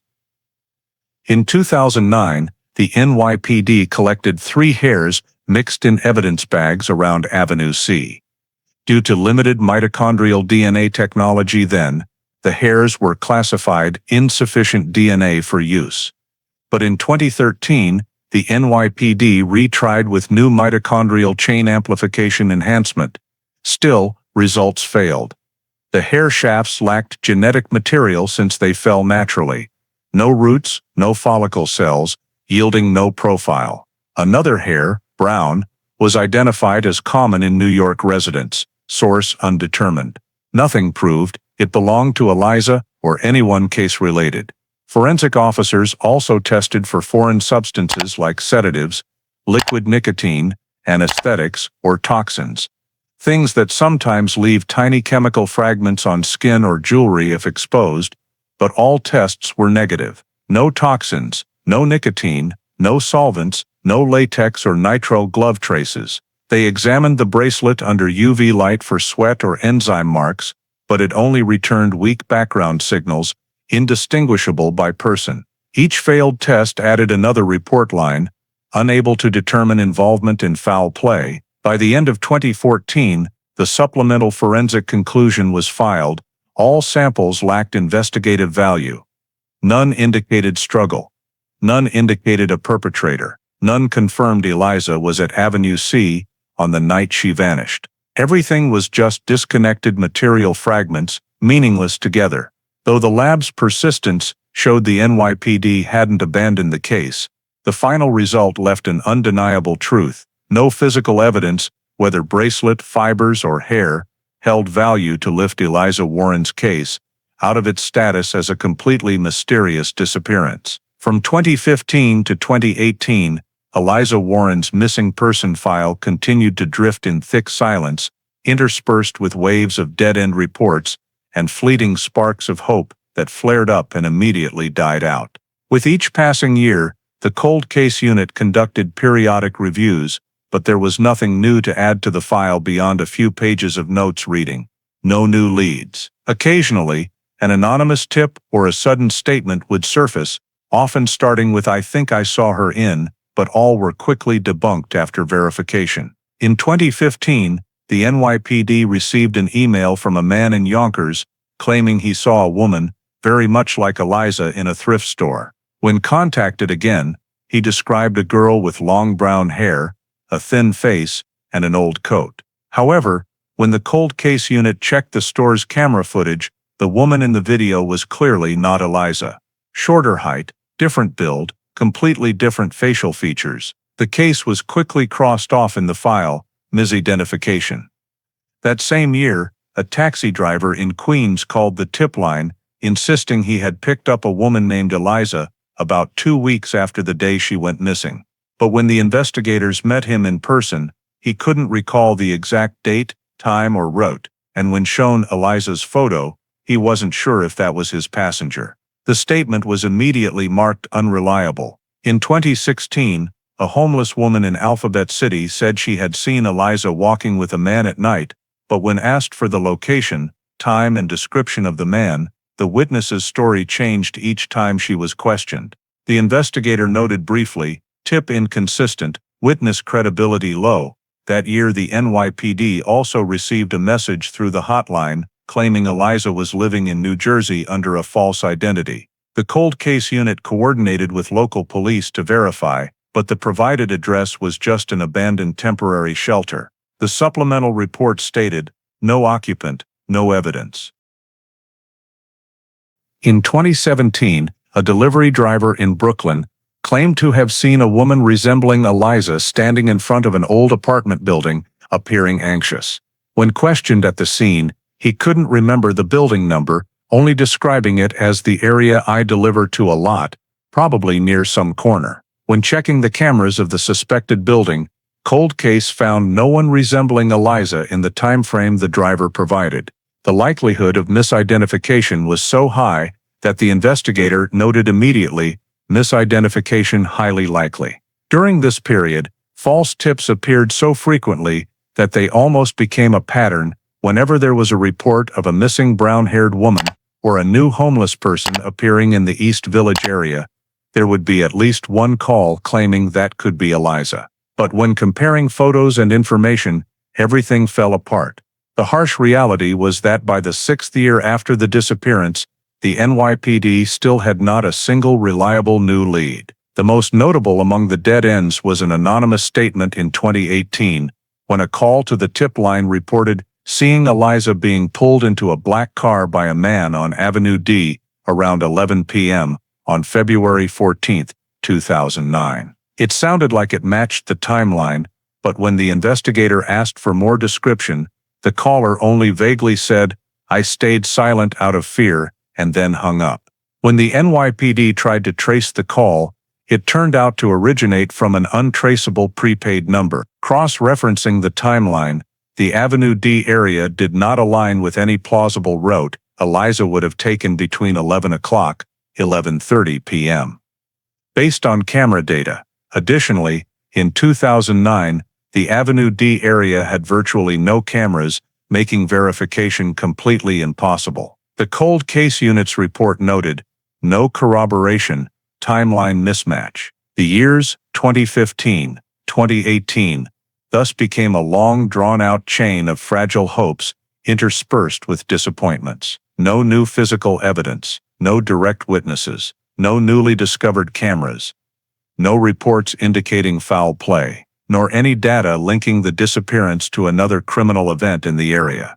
New investigators, assigned to review the file, all reached the same conclusion: no leads, no progress. The entire investigation system seemed stuck in an information desert, with countless mirages appearing as oases but vanishing as soon as they approached. For a missing person case to progress, it needs three things: new leads, new witnesses, or new technology. Throughout those 4 years, none of the three appeared.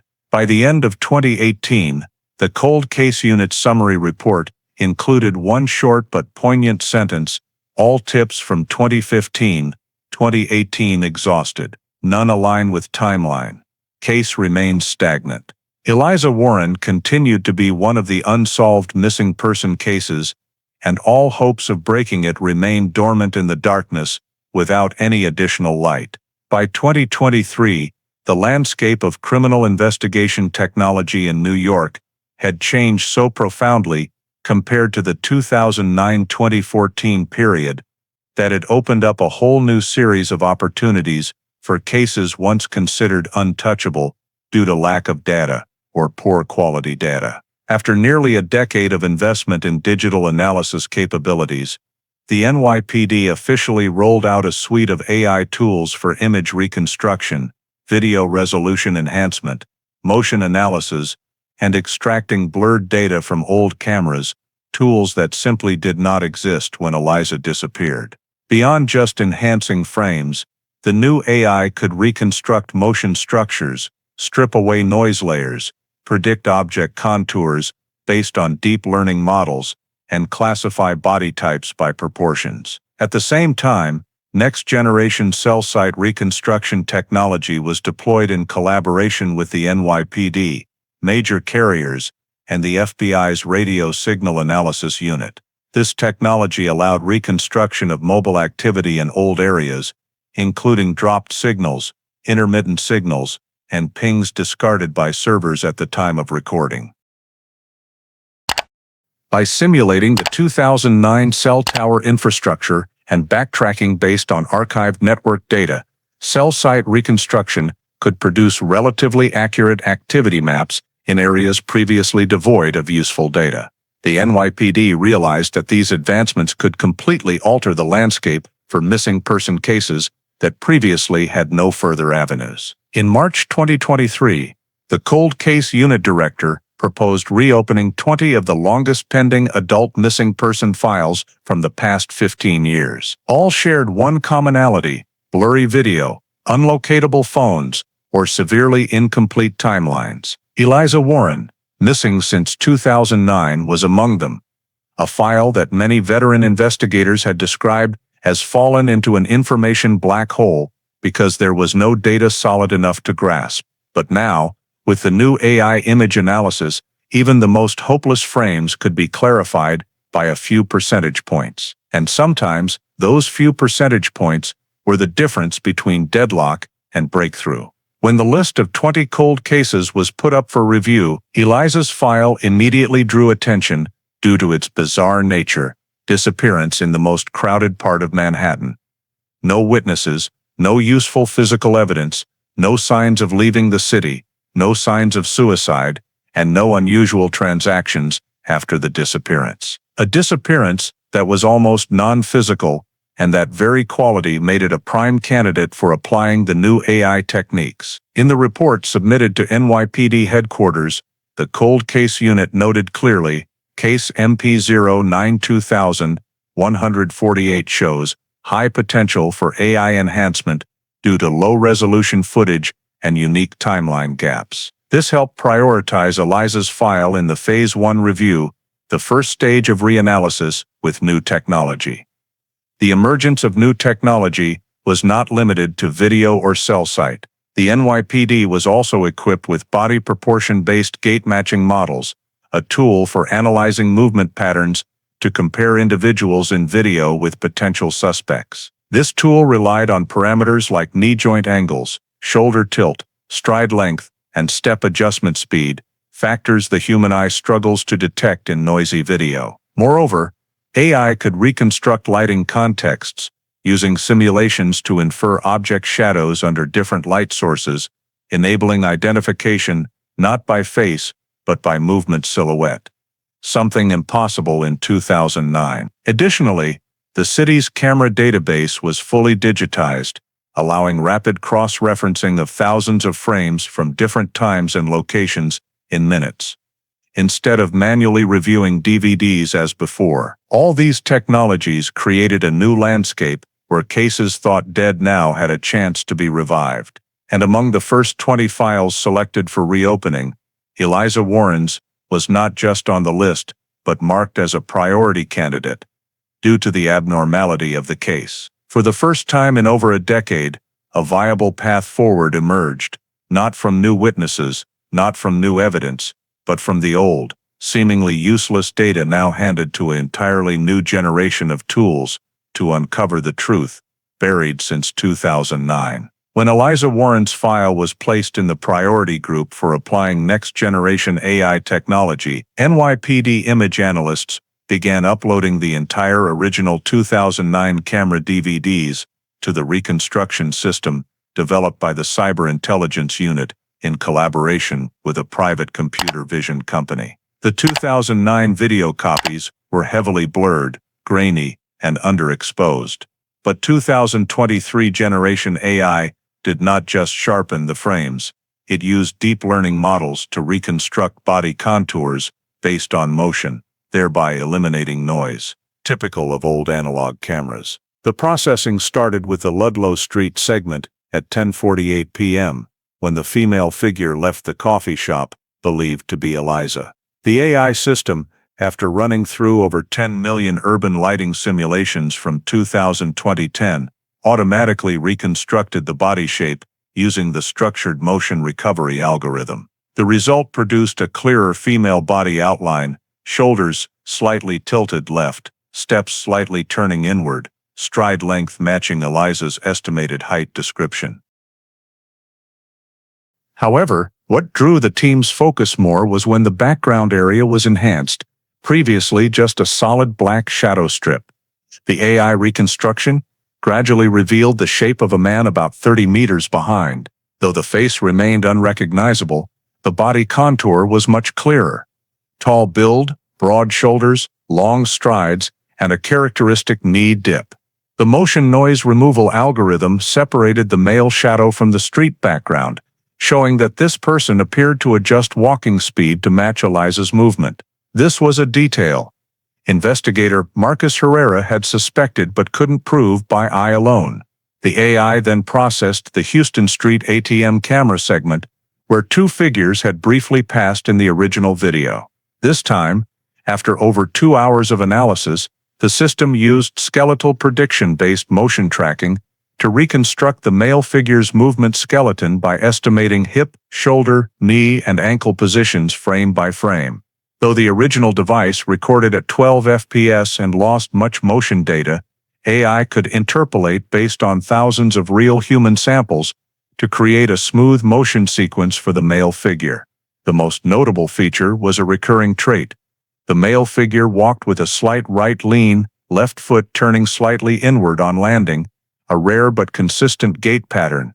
In cross-referencing, the NYPD used the new 2023 gait analysis system, which allowed comparing video figures with archived movement samples from any individual who had provided daily life footage, for example from workplace security videos, elevator cameras, or old investigation recordings. In this case, Jason Reddick had once been a person of interest, so the digital unit retrieved a 2011 video of Jason entering an office building, captured on lobby elevator camera.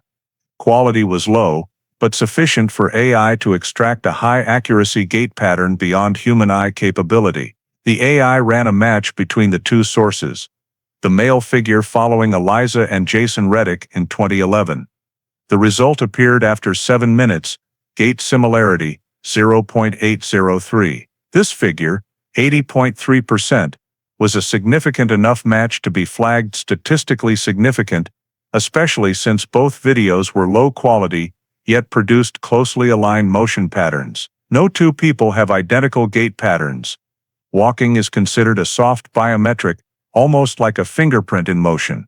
Reaching 0.803 made Herrera jump up, as it didn't suggest the male figure was definitely Jason, but placed the possibility in the plausible match zone, something never achieved in the entire 14 years of Eliza's file. The AI then broke down specific metrics: right shoulder tilt 3.2 degrees, hip opening 1.8 degrees, left foot inward rotation, amplitude 6-7 degrees, stride frequency 1.42 steps second. Knee dip on landing 10-12% below average for men over 6 feet. These metrics were found in Jason's 2011 video data with minimal deviation. Meanwhile, matching against a random New York population database to check coincidence showed only 1.8% of people had gait similarity, reaching 80% with the video male figure. This was not enough to charge, but enough to rank Jason as the suspect with the highest potential involvement based on motion data, a type of evidence never used when the case was fresh. The AI continued running motion reconstruction on the 4-second deli segment near Avenue A. By boosting contrast with light reconstruction modeling, the male figure on the right background became slightly clearer, no face visible, but shoulder width, height consistent with the previous 2 segments, and foot rhythm fully matching the others. The NYPD flagged all 3 segments as featuring the same man. More importantly, this person was always walking behind the figure believed to be Eliza. When the new trajectory estimation technique, a method simulating movement direction based on motion vectors, was applied, the AI determined the male figure was not just on the same route, but adjusting turns to follow the female ahead. By estimating distance via pixels and step speed, the AI concluded, movement suggests following behavior, not coincidence. This was the first time Eliza's cold case had a clear behavioral conclusion. In the AI analysis report, the most critical line was subject male exhibits gait pattern consistent with Reddick, within 80.3% probability, pattern unlikely coincidental.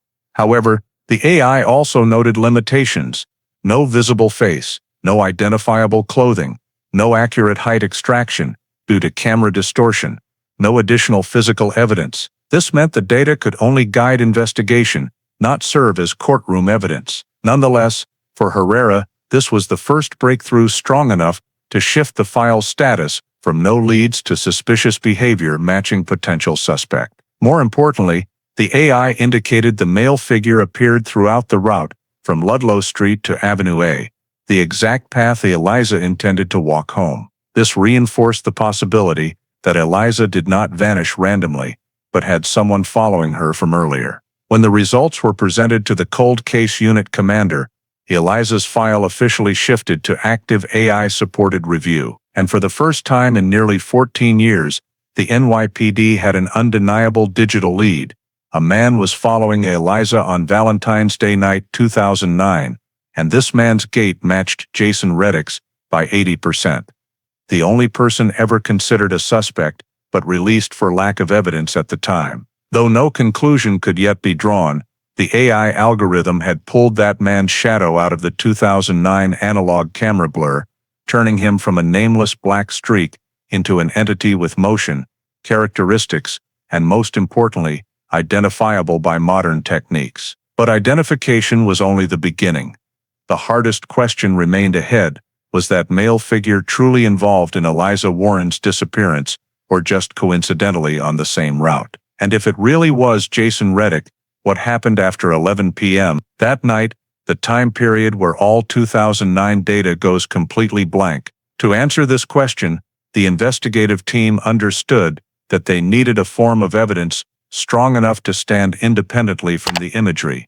Therefore, they turned to the only tool capable of reconstructing real past movements, the new generation cell site reconstruction system, a technology deployed in 2022 with the ability to reconstruct past mobile network activity based on raw data that had previously been overlooked, such as excess ping packets, error logs, dropped signals, handoff frequencies, and metadata stored in carrier servers from over a decade earlier. This created an opportunity that the NYPD in 2009 never had, reconstructing a relatively accurate map of a phone's movements, even when the device lacked GPS or was not used during critical moments. When the cold case unit sent legal requests to the three major carriers operating in New York in 2009, they requested all cell tower connection logs for two phone numbers, Eliza Warren's and Jason Reddick's. Eliza's data was predictable. Her phone remained stationary in the apartment all evening on February 14th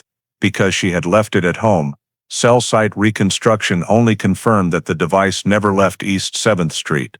But Jason's data was the piece that Herrera had been waiting for over many years. In the 2009 records, Jason claimed he was at home in Queens all evening, but the NYPD had no way to verify it because there was no GPS, no calls, no messages, no bank transactions, and no witnesses. However, the 2023 technology allowed the use of raw cell tower logs to create an estimated range movement map based on signal strength, antenna angle, handoff frequency, and radio interference patterns. This was the advantage the cold case unit hoped to exploit. When the raw data was loaded into the system, thousands of log lines appeared, connection signals, dropped signals, handoff timestamps, BTS station codes, and antenna orientation parameters. The system ran a retroactive RF mapping model, an algorithm that simulated the mobile network structure in New York in 2009, including buildings, wall thickness, terrain, and the positions of old antennas that had since been dismantled. Thanks to this model, the system could determine the actual 2009 coverage areas instead of using current antenna maps. Once the simulation was complete, the system projected all the data onto a map of Manhattan and Queens. At first, Jason's device behavior looked fairly normal. From 8 p.m. to nearly 10 p.m., the phone clung to the BTS near his Queens apartment, consistent with his statement. But the breakthrough occurred at 10:18 p.m., just a few dozen minutes before Eliza left the coffee shop on Ludlow Street. From 10:18 to 10:29 p.m., Jason's phone recorded 3 consecutive handoffs, shifting from a Queens BTS to an antenna sector facing Manhattan. This handoff pattern only occurs when the device is moving quickly across a bridge or highway. When the algorithm reconstructed the route, the software determined that the handoff sequence matched a direction of travel from Queens via either the Williamsburg Bridge or the Queensboro Bridge, depending on speed. The system flagged device leaving Queens at approximately 10:18 p.m. If accurate, this completely contradicted Jason's 2009 statement. But the most critical part appeared at 10:44 p.m., 4 minutes before Eliza was captured on the Ludlow Street camera. Cell site reconstruction detected Jason's phone signal attaching to a BTS in the Lower East Side, specifically the antenna sector covering Stanton Street, which encompassed parts of Ludlow Orchard and Norfolk Streets. The error radius under the old model was about 250-300 meters, but with the 2023 technology calibrated to old RF data, the error reduced to 80-120 meters. This placed Jason's phone right in the area where Eliza appeared. Herrera immediately requested the system to analyze in detail the correlation between the timestamp of Eliza on camera and the timestamp of Jason's signal entering the tower's range. The overlay results showed both events occurring almost simultaneously. Eliza appeared on camera at 10:48 p.m., and Jason's signal was located in the Ludlow-Stanton coverage area between 10:44 and 10:51 p.m. This was the first overlap in the entire case. The system continued simulating Jason's phone path after 10:51 p.m. At 10:57 p.m., the device switched to the Houston Street antenna, the one covering the exact area where the ATM camera had captured the male figure walking behind Eliza. By 11:03 p.m., the signal left that tower and switched to the Avenue A, 11th Street antenna, perfectly matching the point believed to be the last place Eliza might have passed. The model determined device located within 100 meters of East 11th Street corridor at approximately 11 o'clock, 11:08 p.m. This caused absolute silence in the cold case unit room. For the first time in 14 years, independent data, not imagery,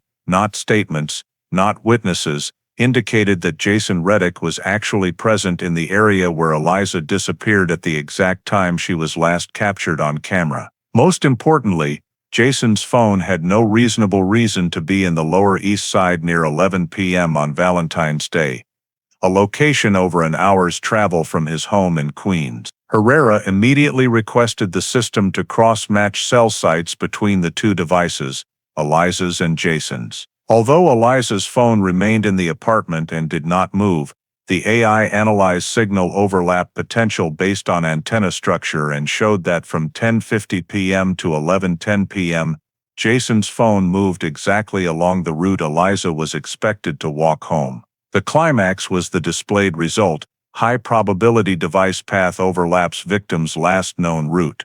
When the system generated the comprehensive report, one line appeared: "This is a significant correlation." Herrera knew full well this was the first breakthrough from network data, a form of evidence the NYPD in 2009 could not exploit. Cell site evidence cannot absolutely identify the person holding the phone, but it was nearly impossible to dismiss the coincidence that the camera showed a male figure following Eliza. 2 AI identified an 80% gait pattern match with Jason. 3 cell site reconstructions showed Jason present at all the locations Eliza passed in the final 30 minutes before she vanished. For the first time in 14 years, the Eliza Warren case had an element strong enough to call a breakthrough. A real opening step, no longer relying solely on inference, but on quantitative, objective data that could not be blurred like the 2009 analog cameras. When the cell site reconstruction results were presented at the cold case unit meeting, the atmosphere was so tense that every investigator could feel the Eliza Warren file finally touching real movement after 14 years of absolute stagnation. What had previously been mere speculation that the male figure in the camera could be Jason Reddick now had an independent data system proving Jason was actually present at locations overlapping Eliza's final route. But to turn this breakthrough into legal weight, the NYPD needed to merge all previously disparate data sources into a logical chain with connectivity, behavior, and patterns strong enough to convince for a search warrant and expand the investigation scope under 2023 legal procedures. The first step was compiling all AI-enhanced CCTV analyses. The AI report showed a tall male figure with broad shoulders following Eliza from Ludlow Street to Houston Street, then continuing to appear in the deli frame near Avenue A. 3 cameras, once useless in 2009, now merged into a sequence showing following behavior, clearly described in the AI report. The man adjusted his speed to Eliza's movements, maintained a steady distance, did not pass her, and did not turn in another direction. This ruled out the randomly walking the same way possibility, our argument that had stalled the case for over a decade. Next, the digital analysis team incorporated the cell site data, the first evidence capable of locating Jason's phone in real time, from 2009. The cell site sequence, presented on a Manhattan map, showed that from 10:44 p.m. to 11:08 p.m., Jason's device moved along the same axis as Eliza Ludlow Houston Avenue A, 11th Street. 3 key overlaps. 1. At the same time Eliza appeared on the Ludlow camera, Jason's phone signal connected to the Stanton antenna. 2. When Eliza was captured on the ATM camera, with the figure along Houston, Jason's phone appeared in the Houston antenna coverage. 3. The time Eliza was believed to last appear near 11th Street also overlapped with Jason's phone attaching to the Avenue A, 11th Street antenna. This was a triple convergence, three intersections of imagery, location, and time, something never seen in the entire case. To merge them, the team built a super metadata timeline, enhanced frames marked with timestamps overlaid on the BTS chart. The result showed the male figure's movement in the camera, matching the path predicted from cell site. This was the first time imagery and network signals supported each other instead of standing alone. Next, the NYPD incorporated Jason's email data into the overall picture. The persistent email chain, once deemed insufficient, was now viewed in a new light. Behavior attempting to re-establish contact, despite Eliza's lack of response, lasting many weeks. Phrases like, "I still don't understand why you're avoiding me," or "I'll wait if you change your mind," were evaluated by a behavioral psychology expert as a form of obsessive pursuit, mild but persistent. Though not criminal evidence, it created emotional and motive context, especially when compared to Jason's mysterious movements the night she vanished. Next, the cold case unit reviewed the entire record of final interactions between Eliza and Jason while they were dating, though there were no reports of violence or restraining orders. Jason's unanswered emails created a motif of stubborn behavior, legal but contributing to a pattern-based suspicion picture. The NYPD did not conclude, but noted, behavioral context relevant when combined with physical and digital evidence. The next part was data on stalking type indicators history. Although Eliza never reported Jason for stalking, the team noted details once deemed insufficient value. In 2009, Jason knew Eliza's frequent hangouts well, knew her usual route home, and in the old interrogation, he paused a few seconds, answering about the route she might have taken that Valentine's night. That hesitation, once seen as minor, now placed alongside cell site data showing Jason present along that route at the exact time. When all data was compiled into one large synthesis, investigator Marcus Herrera presented to the cold case unit a clearly structured picture, one AI-enhanced CCTV, a male figure closely following Eliza throughout her final journey, with body profile matching 80% to Jason. 2 cell site, Jason's phone appearing at every point Eliza passed, at the exact times cameras recorded. 3 emails and communication history. Persistent motif with mild obsessive traits, creating behavioral foundation. 4. Interaction history. No clear conflict, but signs of not letting go after breakup. 5. 14 years with no reasonable explanation for Jason appearing in the Lower East Side on the evening of February 14, 2009. Herrera concluded, "We don't have a single piece of evidence pointing solely to Jason, but the entire merged chain of evidence is painting a pattern so consistent it cannot be ignored. This is the combination of imagery data plus location data plus behavioral data, all 3 pillars pointing in one single direction." When presenting the file to command, the NYPD assessed that the level of suspicion toward Jason Reddick had surpassed person of interest to reach probable cause for search warrant. The key condition to request a warrant to search property, devices, and any spaces under Jason's control. For the first time in 14 years, the NYPD had technically solid grounds to proceed to the next step. A search warrant application was drafted, clearly stating 1 breakthrough from AI-enhanced CCTV, 2 breakthrough from cell site reconstruction, 3 the merging of previously disparate data now forming a logical chain, 4 the urgent necessity to examine devices, documents, and items belonging to Jason from the 2009 period. The report closed with a bold line. For the first time since 2009, investigative probability strongly aligns toward a single individual. A search warrant is essential to determine the truth. The search warrant was approved by the court in early September 2023, based on an over 80-page application synthesizing all enhanced CCTV data, cell site location overlaps, communication history, and behavioral patterns related to Jason Reddick. As soon as the warrant took effect, the cold case unit team coordinated with cyber intelligence and evidence collection team to approach Jason's apartment in the Astoria area of Queens. Although Jason was not arrested at this time, The warrant allowed the NYPD to seize any items, devices, and documents potentially related to Eliza Warren's 2009 disappearance. Around 7:20 a.m., 3 unmarked vehicles stopped in front of the 3-story building where Jason rented a small second-floor apartment. The approach was handled gently but decisively, avoiding attention in the densely populated residential area. When Jason opened the door, his face clearly showed confusion mixed with tension upon seeing 4 officers standing there. One investigator read the warrant and explained the search scope. Jason did not resist, but his expression shifted from bewilderment to wariness in seconds. As the evidence collection team entered the apartment, they began by dividing the space into search zones: living room, bedroom, kitchen, and storage closets. Jason's living space was quite tidy, clean to the point of near minimalism, making any item that seemed out of place stand out more easily. About 20 minutes in, a technician opened a deep bedroom closet drawer and found a small black plastic box hidden behind an old suitcase. Inside the box were a few miscellaneous items, old receipts, some used SIM cards, and most importantly, a light gray wool scarf, neatly folded but still carrying a faint laundry scent.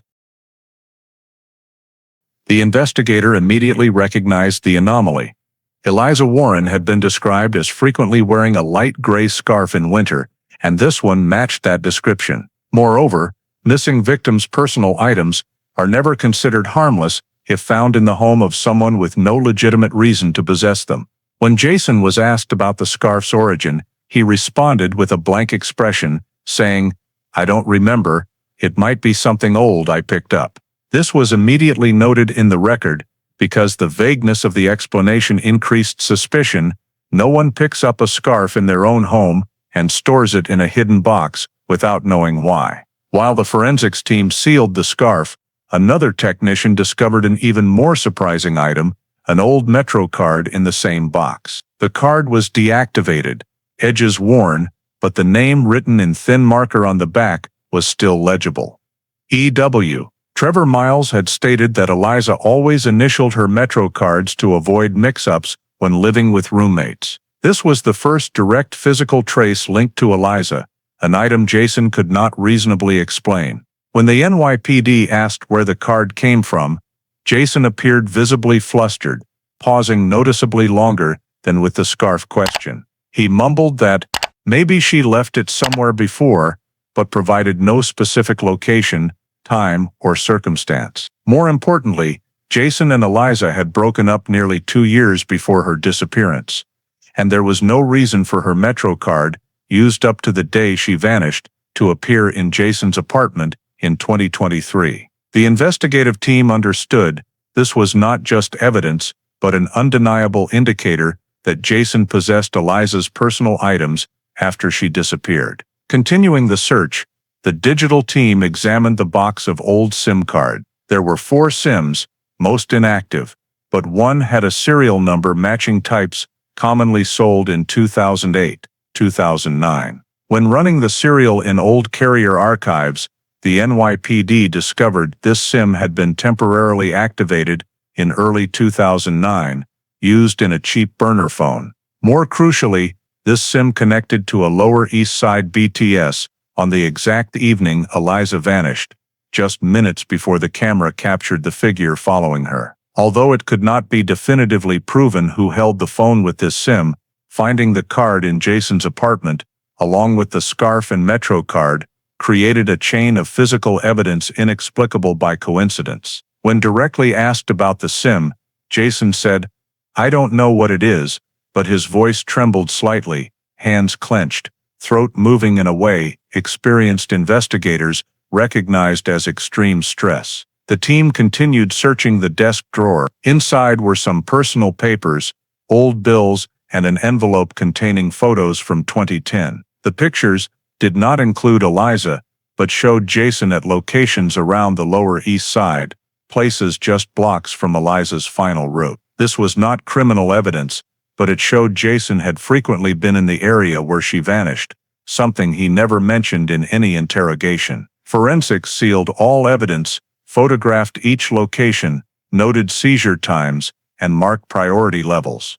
Scarf, high. Metro card, extremely high. SIM, potentially critical. Photos, contextual relevance. As all evidence was loaded into the vehicles, Investigator Herrera directly asked Jason to explain again, clearly and precisely, why items belonging to Eliza, including the Metro card she used until the day she vanished, were in his home. Jason remained silent for a long time, eyes shifting toward the window, lips pressed tight. Finally, he said only a short sentence, "I have nothing to say." This response, not denying, not affirming, not explaining, was recorded as refusal to clarify possession of victim's property. When the search team completed their task and left the apartment, they took with them the three most significant pieces of evidence to emerge in the entire 14-year investigation of the Eliza Warren case. Not blurry cameras, not vague interviews, not guesses, but real, tangible objects that could be held, showing signs of belonging to the victim. For the first time, the cold case unit had weighty physical evidence in hand, and in every respect, Jason Reddick could not provide any reasonable explanation for their presence in his apartment. Those items, the scarf, Metro card and SIM card, not only exposed lies in his 2009 statement, but also opened the door the NYPD had sought for nearly a decade and a half. The door leading to the truth about what really happened on that Valentine's Day night. Immediately after the search team left the apartment in Astoria with all the evidence, the gray scarf belonging to Eliza, the Metro card marked, and the SIM card that had connected to a cell tower in the Lower East Side on the exact night she vanished. The cold case unit convened an emergency meeting to assess the situation.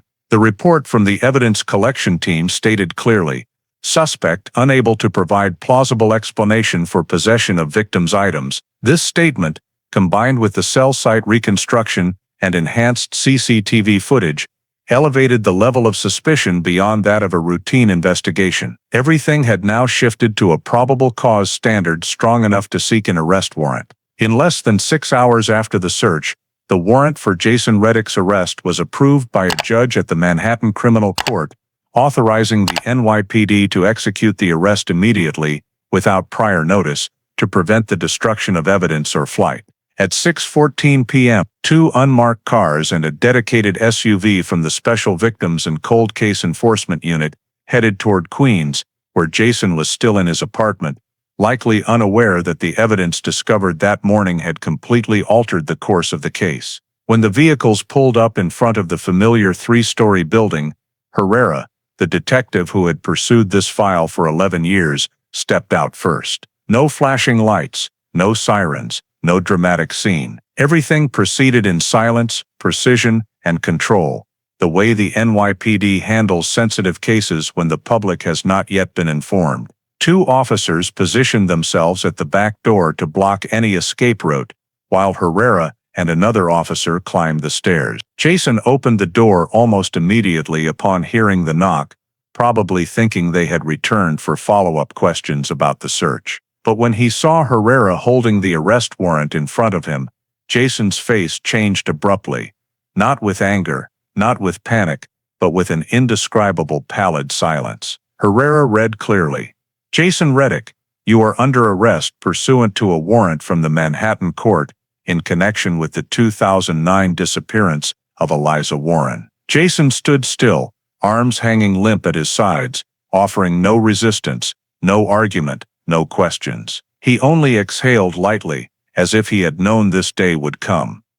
When Herrera instructed him to turn around for cuffing, Jason complied with a quietness that almost surprised the entire team. There was no struggle, no protest, no inquiry about the reasons or evidence, just a passive and absolute surrender. One officer read the Miranda rights again, while Herrera noted the time of arrest in the report. Jason remained silent, neither requesting a lawyer immediately nor offering any explanation for the evidence seized that morning. As he was escorted down the stairs, neighbors peeked through cracked doors, but the NYPD team handled it swiftly, minimizing attention. At the waiting SUV below, Jason ducked his head to enter the back seat, hands cuffed, but his posture retaining an incomprehensible calm. Herrera closed the door, then paused for a long second before signaling the driver to move. For him, this moment was the turning point he had pursued through thousands of hours, reviewing old files, re-watching low-quality videos, and rereading reports yellowed with time. In the parking lot behind the Queens Detective Bureau headquarters, Jason was taken through security and led into the initial processing room. There, his cuffs were removed, but he remained under close supervision. Officers took fingerprints, photographs, verified identification, and sealed personal items per procedure.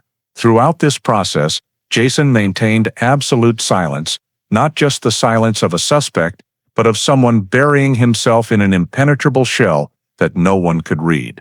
Herrera observed through the glass, searching for any sign, panic, anger, or even remorse.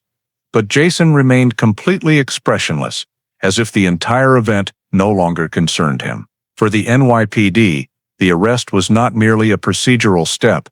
It was the first time in 14 years they felt the Eliza Warren case had reached a point where it could advance further beyond the opaque walls of the 2009 investigation. As the processing room door closed behind Jason, and as officers prepared to move him to a holding cell pending interrogation, one truth became clear: the case was no longer stagnant. And the man who had just been cuffed, silent, unresisting, wordless, was at the center of the first major breakthrough in the journey to uncover the truth about that Valentine's Day night.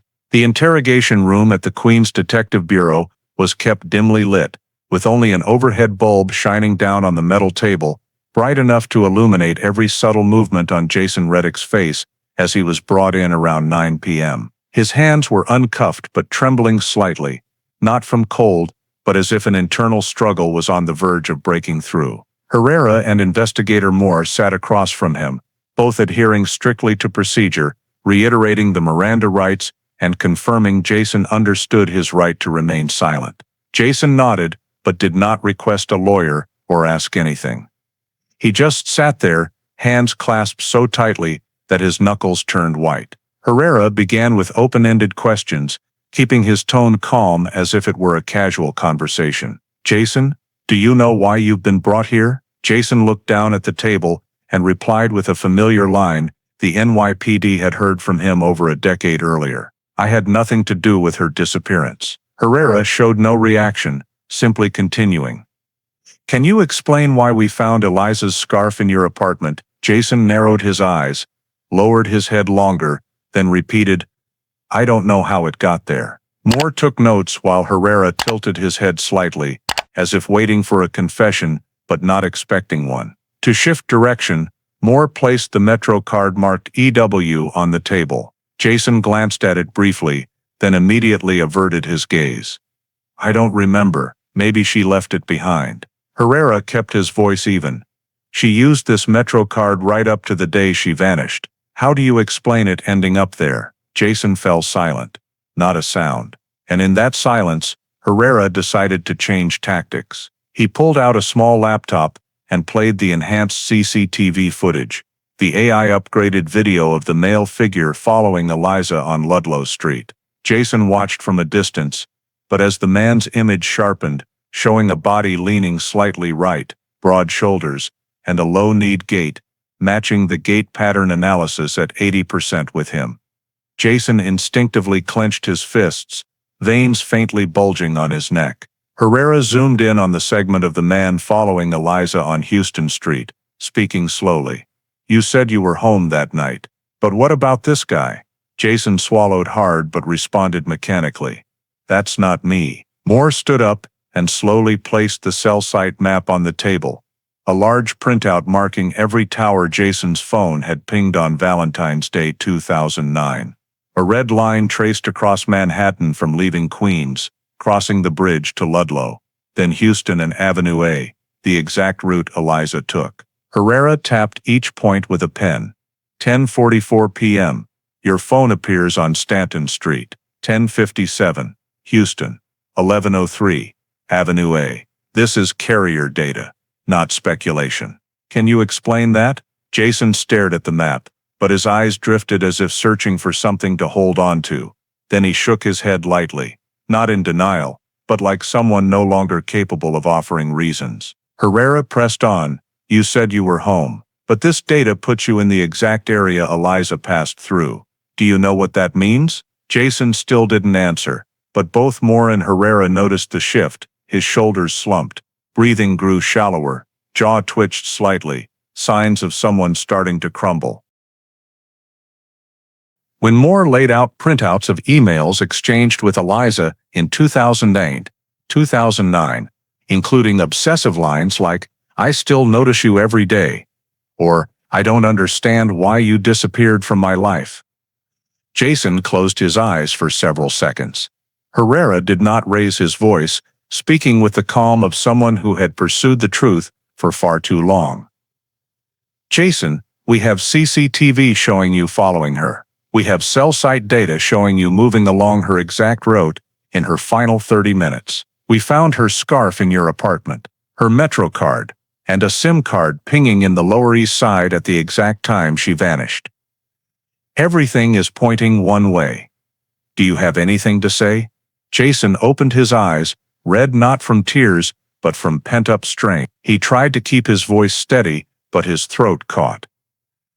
"I didn't follow her," Herrera replied curtly. "The footage says you did. The towers say you did. Her personal items in your apartment say you did." A long silence enveloped the room. Jason raised a hand to cover his mouth. Elbow on the table, forehead furrowed, body hunched as if bearing an unavoidable weight. Moore observed and noted, subject appears destabilized. Herrera decided to push further, his voice lowering. "Jason, this isn't something you can deny with 'I had nothing to do with it' anymore. Every piece of evidence leads to you, and only you know what really happened." Jason began breathing harder, head shaking slightly, face revealing the collapse he had tried to hold back throughout the interrogation. Yet he still said nothing more. Herrera placed a hand on the file folder, breaking the final silence with a simple but piercing statement. "The truth doesn't disappear, Jason. It just waits for someone to face it." Jason brought both hands to his temples, body leaning forward, like someone knocked down by the weight of the truth closing in. His denials no longer rang with the firmness they had at the start of the interrogation. Instead came prolonged heavy silence, so thick you could hear each ragged breath, a slow collapse under the tightening circle of evidence from all sides. Eyes that had avoided contact now stared blankly, showing the initial defenses had cracked. After nearly 2 minutes of no one speaking, Jason finally drew a deep breath, trying to keep his voice from shaking, but each word emerging laced with panic. If I tell everything, what will happen?" Herrera did not answer directly, only saying in a non-judgmental tone, "The most important thing right now is the truth, Jason. We need to know where Eliza is." Jason closed his eyes, his whole body slumping slightly forward, as if that question was the final drill piercing the defenses he had maintained for years.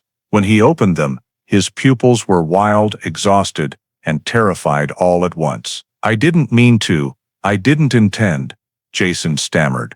"I just wanted to talk to her." But everything got out of control. Herrera and Moore said nothing, letting him drift with the pent-up thoughts. Jason's hands shook as he gripped the table edge, released it, then gripped again. Finally, he spoke in a voice thin as thread.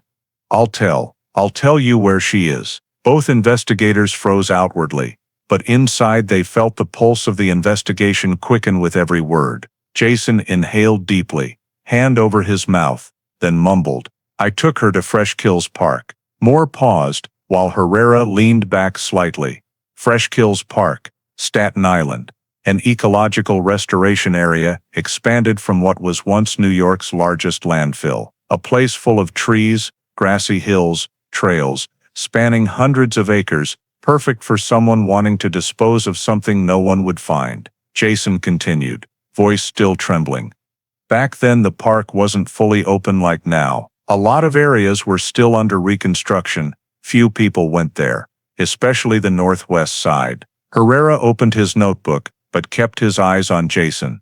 "You need to be specific about the location. We need exact details." Jason nodded, exhaling as if each confession was draining his strength. I got there at dawn when it was still dark. I knew it was deserted. I entered from Richmond Avenue, then turned onto a dirt path where there was a temporary metal fence at the time. I remember stopping the car a few dozen meters from the fence because the ground was soft. He gestured with his hand, as if tracing the route, though his eyes stayed down. There's a small slope going down to a more open area. About halfway down the slope, on the right, there was a cluster of tall grass, deep green, and a few young trees that had just been planted. That's where I left her. Herrera asked slowly, "Can you be more specific?" "There are tall grass clusters all over that park." Jason nodded, this time furrowing his brow to recall. "Below the slope, there's a slightly depressed area, probably from construction vehicles passing repeatedly. The soil there is darker, and there was a small yellow sign, temporary, restricted maintenance area. The sign was tilted back then." "It helped me orient," Moore jotted quickly. Herrera continued, "Do you remember the distance from the entrance?" Jason pressed his forehead.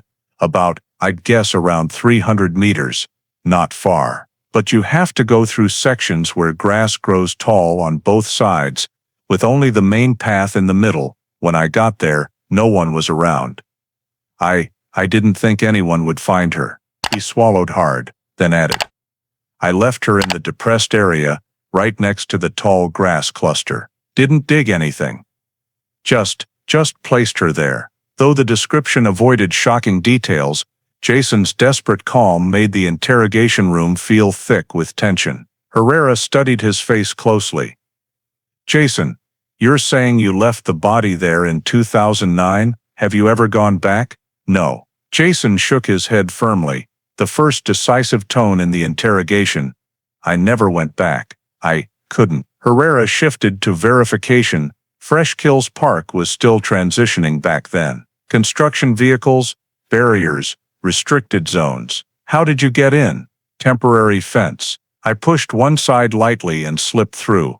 "Alone?" Jason nodded.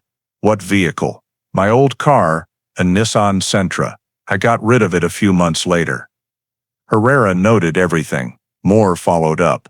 "Why did you choose Fresh Kills Park?" Jason stared at his hands, then said almost unconsciously, "Because it's vast. Because no one pays attention. Because no one knew I ever went to Staten Island." Herrera pressed, "You thought no one would find out?" Jason gave a faint smile. The first, but not one of relief. It was the laugh of someone who had lived 14 years with the fear of exposure. "I thought I had gotten away with it. No cameras, no GPS. No one knew where I went. I thought it would pass." Herrera let a few seconds pass, then asked, "Are you sure the location is still recognizable?" Jason furrowed his brow, trying to remember. "I think it might have changed a bit since the park has expanded a lot. But the slope is still there. It's a natural dirt slope, not man-made. And the grass, tall, wide-bladed grass, growing in clumps. It spreads aggressively." Moore asked further, "Do you remember the orientation? West? East? Which way does the top of the slope face?" Jason slowly. "When I stood at the spot looking up the slope, in the distance, you could see a silver industrial light tower to the southeast. I remember it was slightly to the left. I saw its reflection as the sky started to lighten." Moore immediately noted, "Light tower, utility pole, industrial light tower." Herrera posed the final question of this session. "Jason, are you telling the truth? Is Eliza really at Fresh Kills Park?" Jason covered his face with his hands, fingers trembling violently. His voice broke. "I've kept that secret for 14 years. I'm so tired, I can't take it anymore." Herrera nodded slowly, not fully accepting the confession, but acknowledging that the case's chain of logic had reached an irreversible point. Jason's statement was not the final evidence, but it was the first time since 2009 that there was a clear description, a location, real details consistent with the urban context of that era. As Jason was escorted back to temporary holding, Herrera looked down at the file where 3 lines were underlined.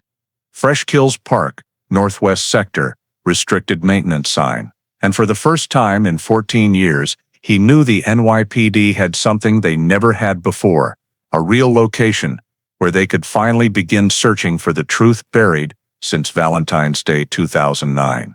Early the next morning, as soon as Jason Reddick's statement was forwarded to the on-scene command team, the NYPD immediately deployed a joint team consisting of cold case unit personnel, crime scene surveyors, K-9 unit specialized in locating long-buried remains, and a forensics team from the OCME to Fresh Kills Park on Staten Island. The location Jason described where he had left Eliza Warren's body in the early hours of 2009. The park spanned hundreds of acres, with strong winds blowing from the Arthur Kill artificial hills, stretching out like unpredictable terrain strips that changed with nearly every phase of redevelopment, making the task of pinpointing the location, based on Jason's statement, anything but straightforward. However, Jason's recorded description, including a natural slope, a depressed area, a cluster of tall grass, temporary fencing, and especially an industrial light tower angled southeast, served as the initial reference point for the investigation team. As they moved into the northwestern section of the park, an area still rarely visited with stretches of dirt roads not fully reopened, the survey team used 2009 topographic maps to cross-reference with current ones. Although the landscape had changed, many natural features like the slope's position retained relatively original structures since they were not part of major redevelopment zones. The K-9 units were released on long leads and began searching in zigzag patterns along the tall grass patches. These dogs were specially trained to detect long-term decomposition traces, capable of picking up scents even if remains were buried deep underground or covered by newly grown vegetation. Initially, the K-9s only showed light interest, with no strong reactions due to the vast area and strong winds dispersing odors. But around 11:42 a.m., at the base of a gentle slope exactly as Jason had described, one K-9 named Rocco suddenly changed behavior. Ears perked up, pace quickened, and then it began digging vigorously into a wide cluster of tall grass. The handler immediately signaled a halt for forensics to mark the spot. When the forensics team brought in ground-penetrating radar GPR equipment, they detected anomalous signals below an unevenly compacted soil layer, suggesting an object had once been placed there and covered over time. The GPR didn't provide a specific image, but the wave deviations prompted the forensics team to nod in agreement. This location matched Jason's description. Herrera, present at the scene, instructed the forensics team to proceed with exploratory digging, using manual tools to avoid disturbing potential evidence structure. The top layer of grass was brushed aside, revealing darker brown soil compared to the surrounding area, matching Jason's description of a depression left by construction equipment.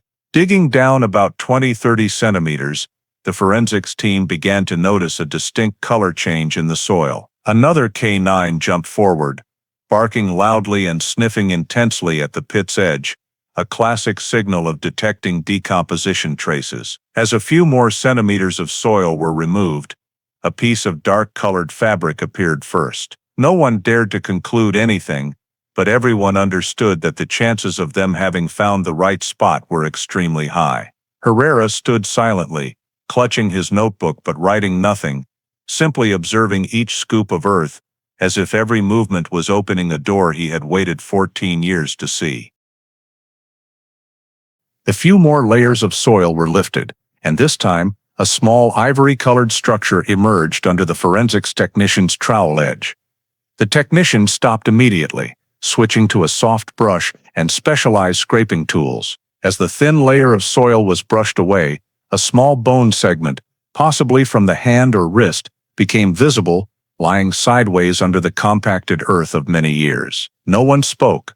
Only the wind, the sound of the brush on soil, and the heavy breathing of technicians trying to keep their hands steady could be heard. After a few minutes of expanding the area, additional bone fragments appeared, small pieces, but enough to confirm they had found human remains. Forensics personnel immediately marked each location, photographed according to protocol, and then expanded the excavation pit in a circular method to preserve as much of the natural structure of the decomposed body as possible. As digging deepened, they found the first personal item, a thin metal bracelet, the type of accessory Eliza's friends described her wearing when going out. The metal was lightly oxidized, but the style was still recognizable. Herrera leaned down to examine the item closely before it was placed in an evidence bag. He didn't need official confirmation to know they had touched a part of Eliza's life, something the NYPD had only been able to imagine through photos for 14 years. Digging another half-meter southwest, the forensics team discovered a small fabric bag, nearly rotted away, but inside were identifiable items. A mini guitar-shaped keychain, exactly the type Trevor had described. Eliza carrying from her college days, a deep blue hair clip, and a scrap of paper, with no writing left, but still retaining the notebook material. Eliza often used, each item removed from the pit, silenced the investigation team. Not out of surprise, but because that delayed confirmation carried the weight of more than a decade of unanswered questions. When excavation reached a stable depth, the overall outline of the body's position was determined, lightly compressed over time, but still within the depressed area, as Jason described. There were no signs of subsequent disturbance, indicating Jason had truly never returned. Herrera stood motionless beside the pit's edge, looking down at where Eliza Warren's remains had just been found, his eyes somber but focused, as if he had finally reached the endpoint of a journey he had never allowed himself to abandon. While the forensics team continued collecting each soil sample, each piece of evidence, each bone fragment according to protocol, one technician quietly exclaimed upon discovering another item. A thin broken necklace with a small teardrop pendant, the same style Eliza was seen wearing in the CCTV footage from the night of February 14, 2009. The pendant lay sideways, coated in fine dirt, but still glinting faintly silver in the slanting afternoon sunlight of Staten Island. The forensics team measured, photographed, and placed the item in a numbered evidence bag. At this point, there was no doubt left. This was where Eliza Warren had been for the past 14 years. As the sun began to set, warm light illuminating the search area, the entire unit gathered around the scene, paused for a few seconds, not for mourning. But because the significance of this moment exceeded all professional boundaries, after 14 years of deadlock, a missing person had finally been found, and the truth the NYPD had pursued for over a decade now had a clearer form than ever. Lying right beneath the soil of Freshkills Park, just as stated in the confession uttered in the interrogation room less than a day earlier. When the remains and personal items recovered from Freshkills Park were transferred to the OCME's Manhattan Forensic Lab, the entire analysis process was given maximum priority, as this was a cold case spanning more than 14 years, and every scientific result had to ensure absolute accuracy to withstand any legal challenges. The forensic team divided the process into 3 phases: identity confirmation via DNA, bone structure analysis for signs of trauma, and comprehensive synthesis of all evidence to conclude the cause of death. The first phase proceeded faster than expected, thanks to 2023 DNA technology with superior sensitivity compared to 2009. Only a very small bone sample from a well-preserved long bone was sufficient to extract genetic material. Comparison results with the DNA sample previously provided by the family showed a 99.9999% match, completely eliminating any possibility of error. The remains found at Freshkills Park were indeed those of Eliza Warren. When this notification was sent to the cold case unit, Herrera simply nodded without speaking, because although he had known from the moment he saw the buried necklace and bracelet, having DNA evidence was the condition for all subsequent steps to become indisputable. The second phase, bone trauma analysis, was assigned to the forensic anthropology team. Since the body had fully decomposed, all conclusions about the death mechanism had to rely on microstructural changes in the bones, particularly the neck area. The forensic team reconstructed the positions of small neck bones and the hyoid, a horseshoe-shaped bone in the throat, often fractured under strong strangulation force. After hours of arrangement and comparison, they discovered the hyoid bone had severe fracture signs, with fracture lines consistent with patterns from forward or lateral strangulation pressure. Additionally, the thyroid cartilages showed slight indentations, trauma that could not occur post-mortem, indicating it happened while the victim was alive or immediately before death. Although exact details could not be reconstructed, the combined trauma patterns with the remains location in the depression, matching Jason's statement, pointed to a consistent death mechanism: the victim was strangled. To reinforce this, the forensic team used 3D modeling based on laser scanning technology to reconstruct how the neck bone segments shifted under force. The model showed force direction consistent with hand or arm application rather than a ligature or tool. In summary, the bone trauma was not random or environmentally caused. It was clear evidence of strong external force to the neck. When compared to behavioral data from Jason's statement, particularly his description of everything getting out of control, the forensic team concluded the trauma pattern matched a short but intense struggle, leading to mechanical asphyxia. Concurrently, the items found in the fabric bag, keychain, hair clip, bracelet, and pendant showed no signs of burning, cutting, or post-burial force, indicating the victim was not moved multiple times. This reinforced the statement that Jason only went to Fresh Kills Park once. In the official 37-page report, the OCME presented results sequentially. First, DNA confirming identity. Next, general description of bone condition. Then the most critical section, bone trauma analysis. In this section, forensics noted clearly, hyoid bone fractured at 2 points, typical of manual strangulation mechanism. Indentations on thyroid cartilage, consistent with strong compressive force. No evidence of other trauma on long bones. No skull fractures or signs of fall from height. This completely ruled out possibilities like accident, environmental asphyxia, or natural fall. The final conclusion was underlined. Cause of death: homicidal violence consistent with manual strangulation. Herrera received the report late in the afternoon, sitting silently in his office for a few minutes before reading every line. Each sentence in the report pushed the case to an irreversible point. This was not just a missing person case. It was a murder committed with intentional acts, fitting New York's legal definition. More importantly, this conclusion aligned with prior behavioral patterns, the figure following Eliza, the out-of-control description in the statement, and her personal items found in Jason's home. Forensics also analyzed an additional detail that didn't change the conclusion, but increased accuracy. Bone structure in Eliza's hands and forearms showed slight mechanical response signs, micro-trauma occurring when the body resists or attempts to deflect force. These were not sufficient to reconstruct events, but matched a brief struggle. Forensics concluded the victim was likely conscious and attempting to resist before losing consciousness. Common in manual strangulation cases in confined spaces. Additionally, the environmental forensics section determined soil adhering to the bones matched samples from the exact excavation site, concluding the body was not moved from elsewhere.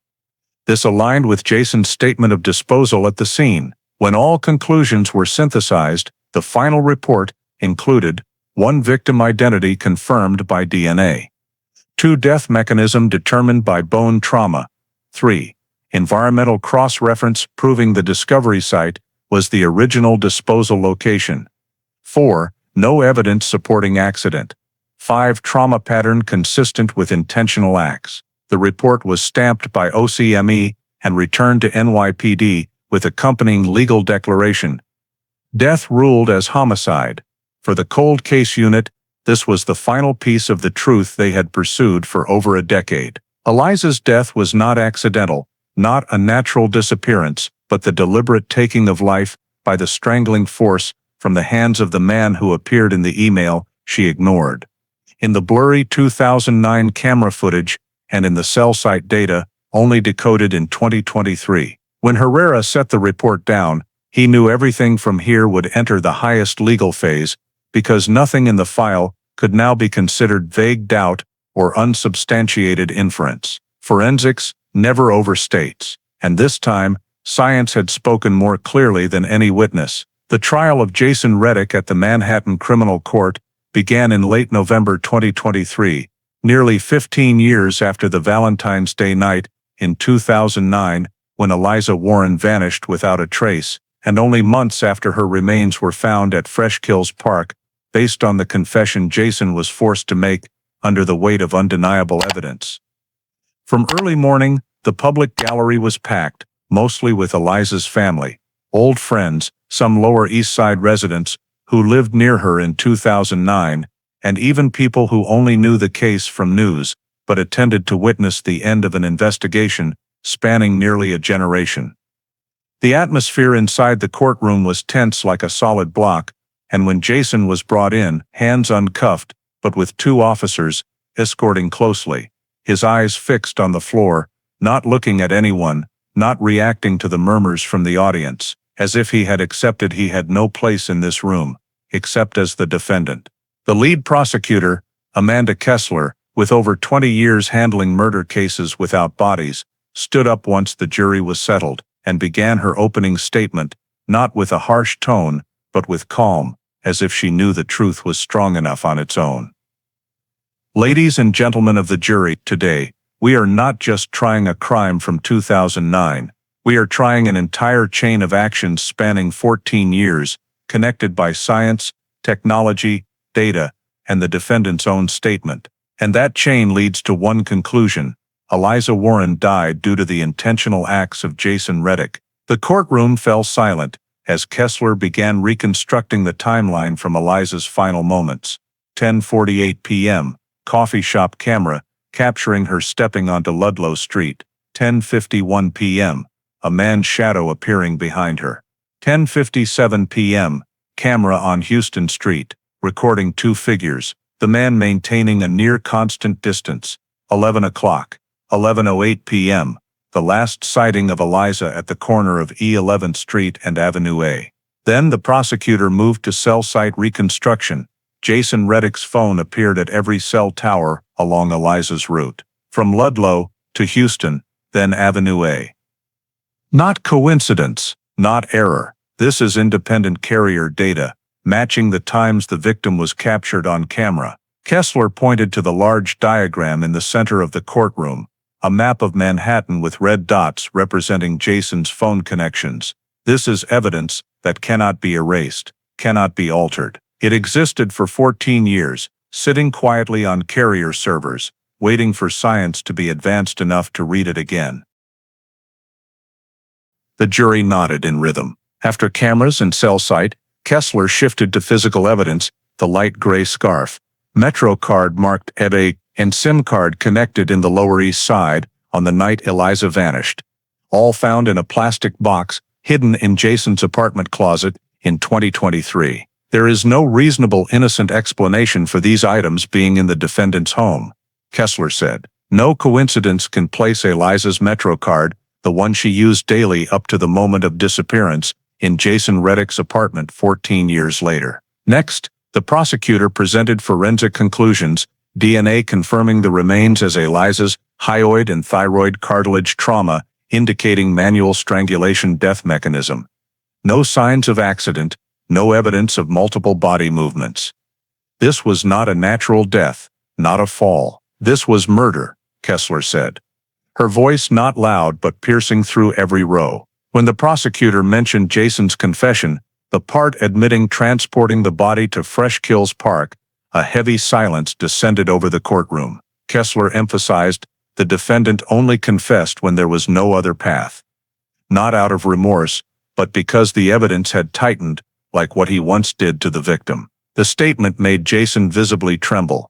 He bowed his head deeper, hands clasped, as if wanting to disappear from the wooden chair. When it was the defense's turn, Jason's lawyer, a middle-aged man named Farnett, tried building arguments on three fronts: the long time-lapse blurring memory, psychologically coerced confession, and complete lack of direct witnesses. However, his arguments weakened as the prosecution dismantled them step by step.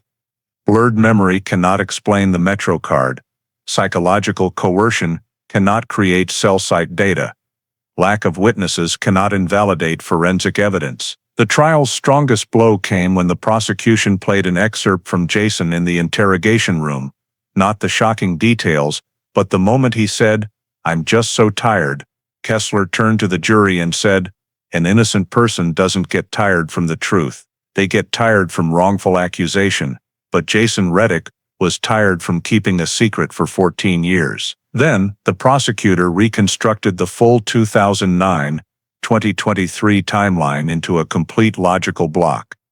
1. Eliza leaves the coffee shop, captured on camera. 2. A following figure appears consistently across 3 cameras. 3. Cell site places Jason's phone matching Eliza's locations at every final point. 4. Eliza disappears at the corner of E 11th Street. 5. Jason had no clear alibi in 2009. 6. Eliza's personal items found in Jason's home in 2023. 7. Confession leads NYPD to body at Fresh Kills Park. 8. Forensics determines cause of death as strangulation. 9. No evidence supporting accident or self-infliction. No single link in this chain stands alone, Kessler concluded. They connect like a closed circle of truth. When the prosecution rested, the courtroom was almost breathless. When it was Jason's turn to speak, he stood, eyes on no one, voice trembling but without tears. "I didn't mean to," he said, then paused. "I just wanted her to listen to me. Everything got out of control." That was the only time Jason spoke during the entire trial, and the rare moment the jury closely observed his expression. No one saw remorse large enough to save him from the charge hanging over him. When the jury retired to deliberate, the courtroom froze in waiting. 1 hour passed, then 2. By late afternoon, when the deliberation room door opened and the jury entered, each looked straight ahead without hesitation. The court clerk read the verdict. "We find the defendant Jason Reddick guilty of murder in the 2nd degree." No one shouted, no one applauded, but many cried, not from victory, but because the truth had finally been named correctly after 14 years buried. Jason stood motionless, shoulders slumped, eyes vacant, as if seeing his life path close. Herrera stood behind the prosecution, exhaling lightly. Not relief, but the final feeling of a journey spanning nearly half his career. One he had promised himself would never end in darkness. The trial ended, as the judge pronounced sentence and ordered Jason returned to custody. He walked without resistance, without looking back, as if he had accepted the verdict long before hearing it. And when the courtroom door closed, that silence, not loud, not chaotic, was the marker of a case that had finally found its own voice.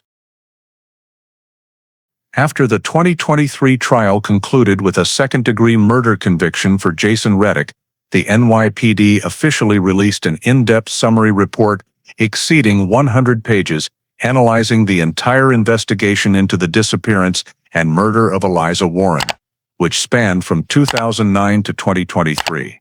The report treated this as a model case for reforming procedures in missing persons investigations, particularly those involving stalking, blurry cameras, weak cell site data, and investigations lasting many years. The report opens with a clear statement: without the careful preservation of original data from 2009, especially analog CCTV footage and BTS station logs, the Eliza Warren case would never have been solved. This marked the first time the NYPD publicly acknowledged the critical role of preserving digital data, even when it appeared to have no value at the time of collection. The first section of the report focuses on the importance of image restoration technology and camera storage. It analyzes how 3 analog cameras from Ludlow Street, Houston Street, and a deli near Avenue A were deemed useless in 2009 due to low-resolution, grainy noise and inability to identify individuals. However, by 2023, AI technology could reconstruct gait, skeletal structure, and movement patterns, turning those videos into foundational evidence that identified a man following Eliza on her final journey. The NYPD emphasized that these seemingly blurry cameras could only be enhanced because they were stored in their full original format, uncompressed, and not overwritten. From this, the report recommends that all precincts retain CCTV data related to missing persons or domestic violence risk cases for at least 15 years, instead of the previous 6 to 8 years. It also proposes a dedicated budget for digitizing and preserving analog recordings, which are at risk of degrading over time, and creating a central repository so future cold cases can access them. Moving to the second section, the NYPD examines the importance of cell site reconstruction technology, describing it as the breakthrough that solved the case after the file had been frozen for over a decade. The report states clearly, no traditional investigative tool could reconstruct the path of a mobile device from 2009 with the accuracy of 2023 cell site analysis. When combined with enhanced CCTV, prosecutors achieved a triple convergence, 3 points of overlap between visuals, location, and timing. The NYPD stresses that BTS logs, once seen as low-value technical data, become key evidence in stalker-related disappearances. The report recommends that missing persons units require carriers to retain full logs for longer periods, especially in urban areas where stalking is common. It also calls for deeper training in analyzing radio interference, signal drops, and cell handoffs, factors that no one in 2009 imagined would become killer evidence in 2023. The third section of the report delves into the handling of stalking reports in missing persons cases, a weakness that the Eliza Warren case exposed. The NYPD admits that in 2009, because Eliza had no restraining order and no evidence of violence, the stalking report was not flagged as high risk. This caused the initial investigation to lack focus, no electronic surveillance was applied, no additional cameras were requested, and Jason's history of contact with Eliza was not taken seriously. The NYPD writes, obsessive, repetitive, and intrusive emails should be flagged as high-risk behavior, even without direct threats. The report proposes creating a new stalking risk index based on contact frequency, level of intrusion, relationship history, and informal signs of following to prevent cases like Eliza's from being overlooked. Additionally, it calls for revising missing persons procedures when a young woman living alone disappears in an urban area and has a history of persistent emails from a former acquaintance. Police must immediately place that person as a suspect of interest, even without clear evidence. The NYPD asserts that the 2009 approach, waiting for obvious signs of foul play before escalating the investigation, was the biggest mistake of the case's early phase. The next section of the report analyzes in detail the coordination between forensics, technology, and traditional investigation.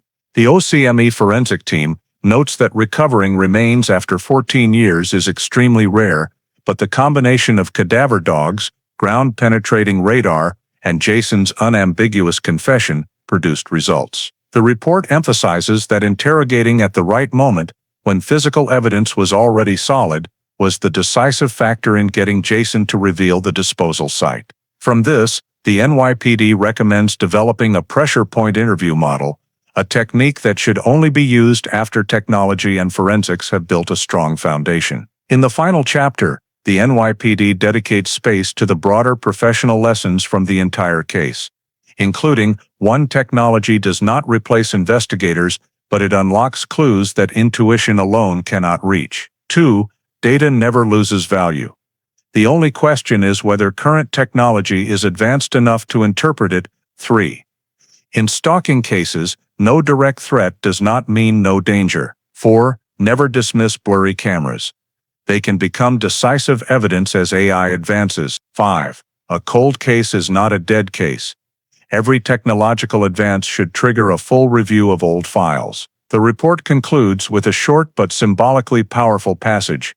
Eliza Warren never made it home on Valentine's Day night in 2009, but the truth about what happened to her did come home.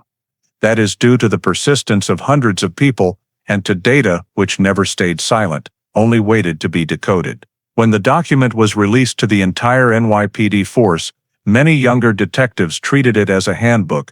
Veterans saw it as a reminder that time never erases crime. It only temporarily covers it with a layer of technical dust, waiting for the day science is strong enough to brush it away. And with the report's release, the NYPD officially closed the Eliza Warren case. One of the longest, most difficult, and most pivotal cold cases in New York investigative history, leaving behind a timeless lesson: sometimes justice arrives late. But if the truth is preserved properly, it will arrive. Looking back at the entire Eliza Warren case, from Valentine's Day night 2009 on Ludlow Street to the 2023 trial, we realize that elements that seem minor in everyday American life today play an enormous role in individual safety. Those blurry analog cameras from 2009, once considered useless, became critical evidence when 2023 AI technology reconstructed the figure following Eliza. This reminds us that in a vast urban society like America, public surveillance infrastructure, even if outdated, remains vitally important, and maintaining good quality camera systems in neighborhoods, stores, and buildings does not just protect property, it can save lives. At the same time, cell site data, seemingly just ordinary phone signals, exposed Jason Reddick's secret movements, proving that truth always leaves traces in the digital age. But the biggest lesson comes from Jason's initial stalking behavior. The chain of obsessive emails, his detailed knowledge of Eliza's routines, and the Metro card and scarf found in his home after 14 years, all show that violence never starts with an extreme act, but with small yet persistent intrusions. This reminds us that in the United States, any stalking, harassment, or silent following must be taken seriously and reported early, rather than hoping the person will just go away. Finally, the case underscores that justice sometimes arrives late, but it arrives thanks to the persistence of the community, the victim's family, and investigators. In daily life, every American can contribute by noticing, documenting, and reporting anything unusual around them. Because safety is not just the responsibility of the police, it is a shared responsibility of society as a whole. Thank you for following this 14-year investigative journey. If stories like Eliza Warren's resonate with you, don't forget to subscribe to the channel so you won't miss any future cases. See you in the next video, where we'll continue uncovering the truths hidden behind America's cold case files.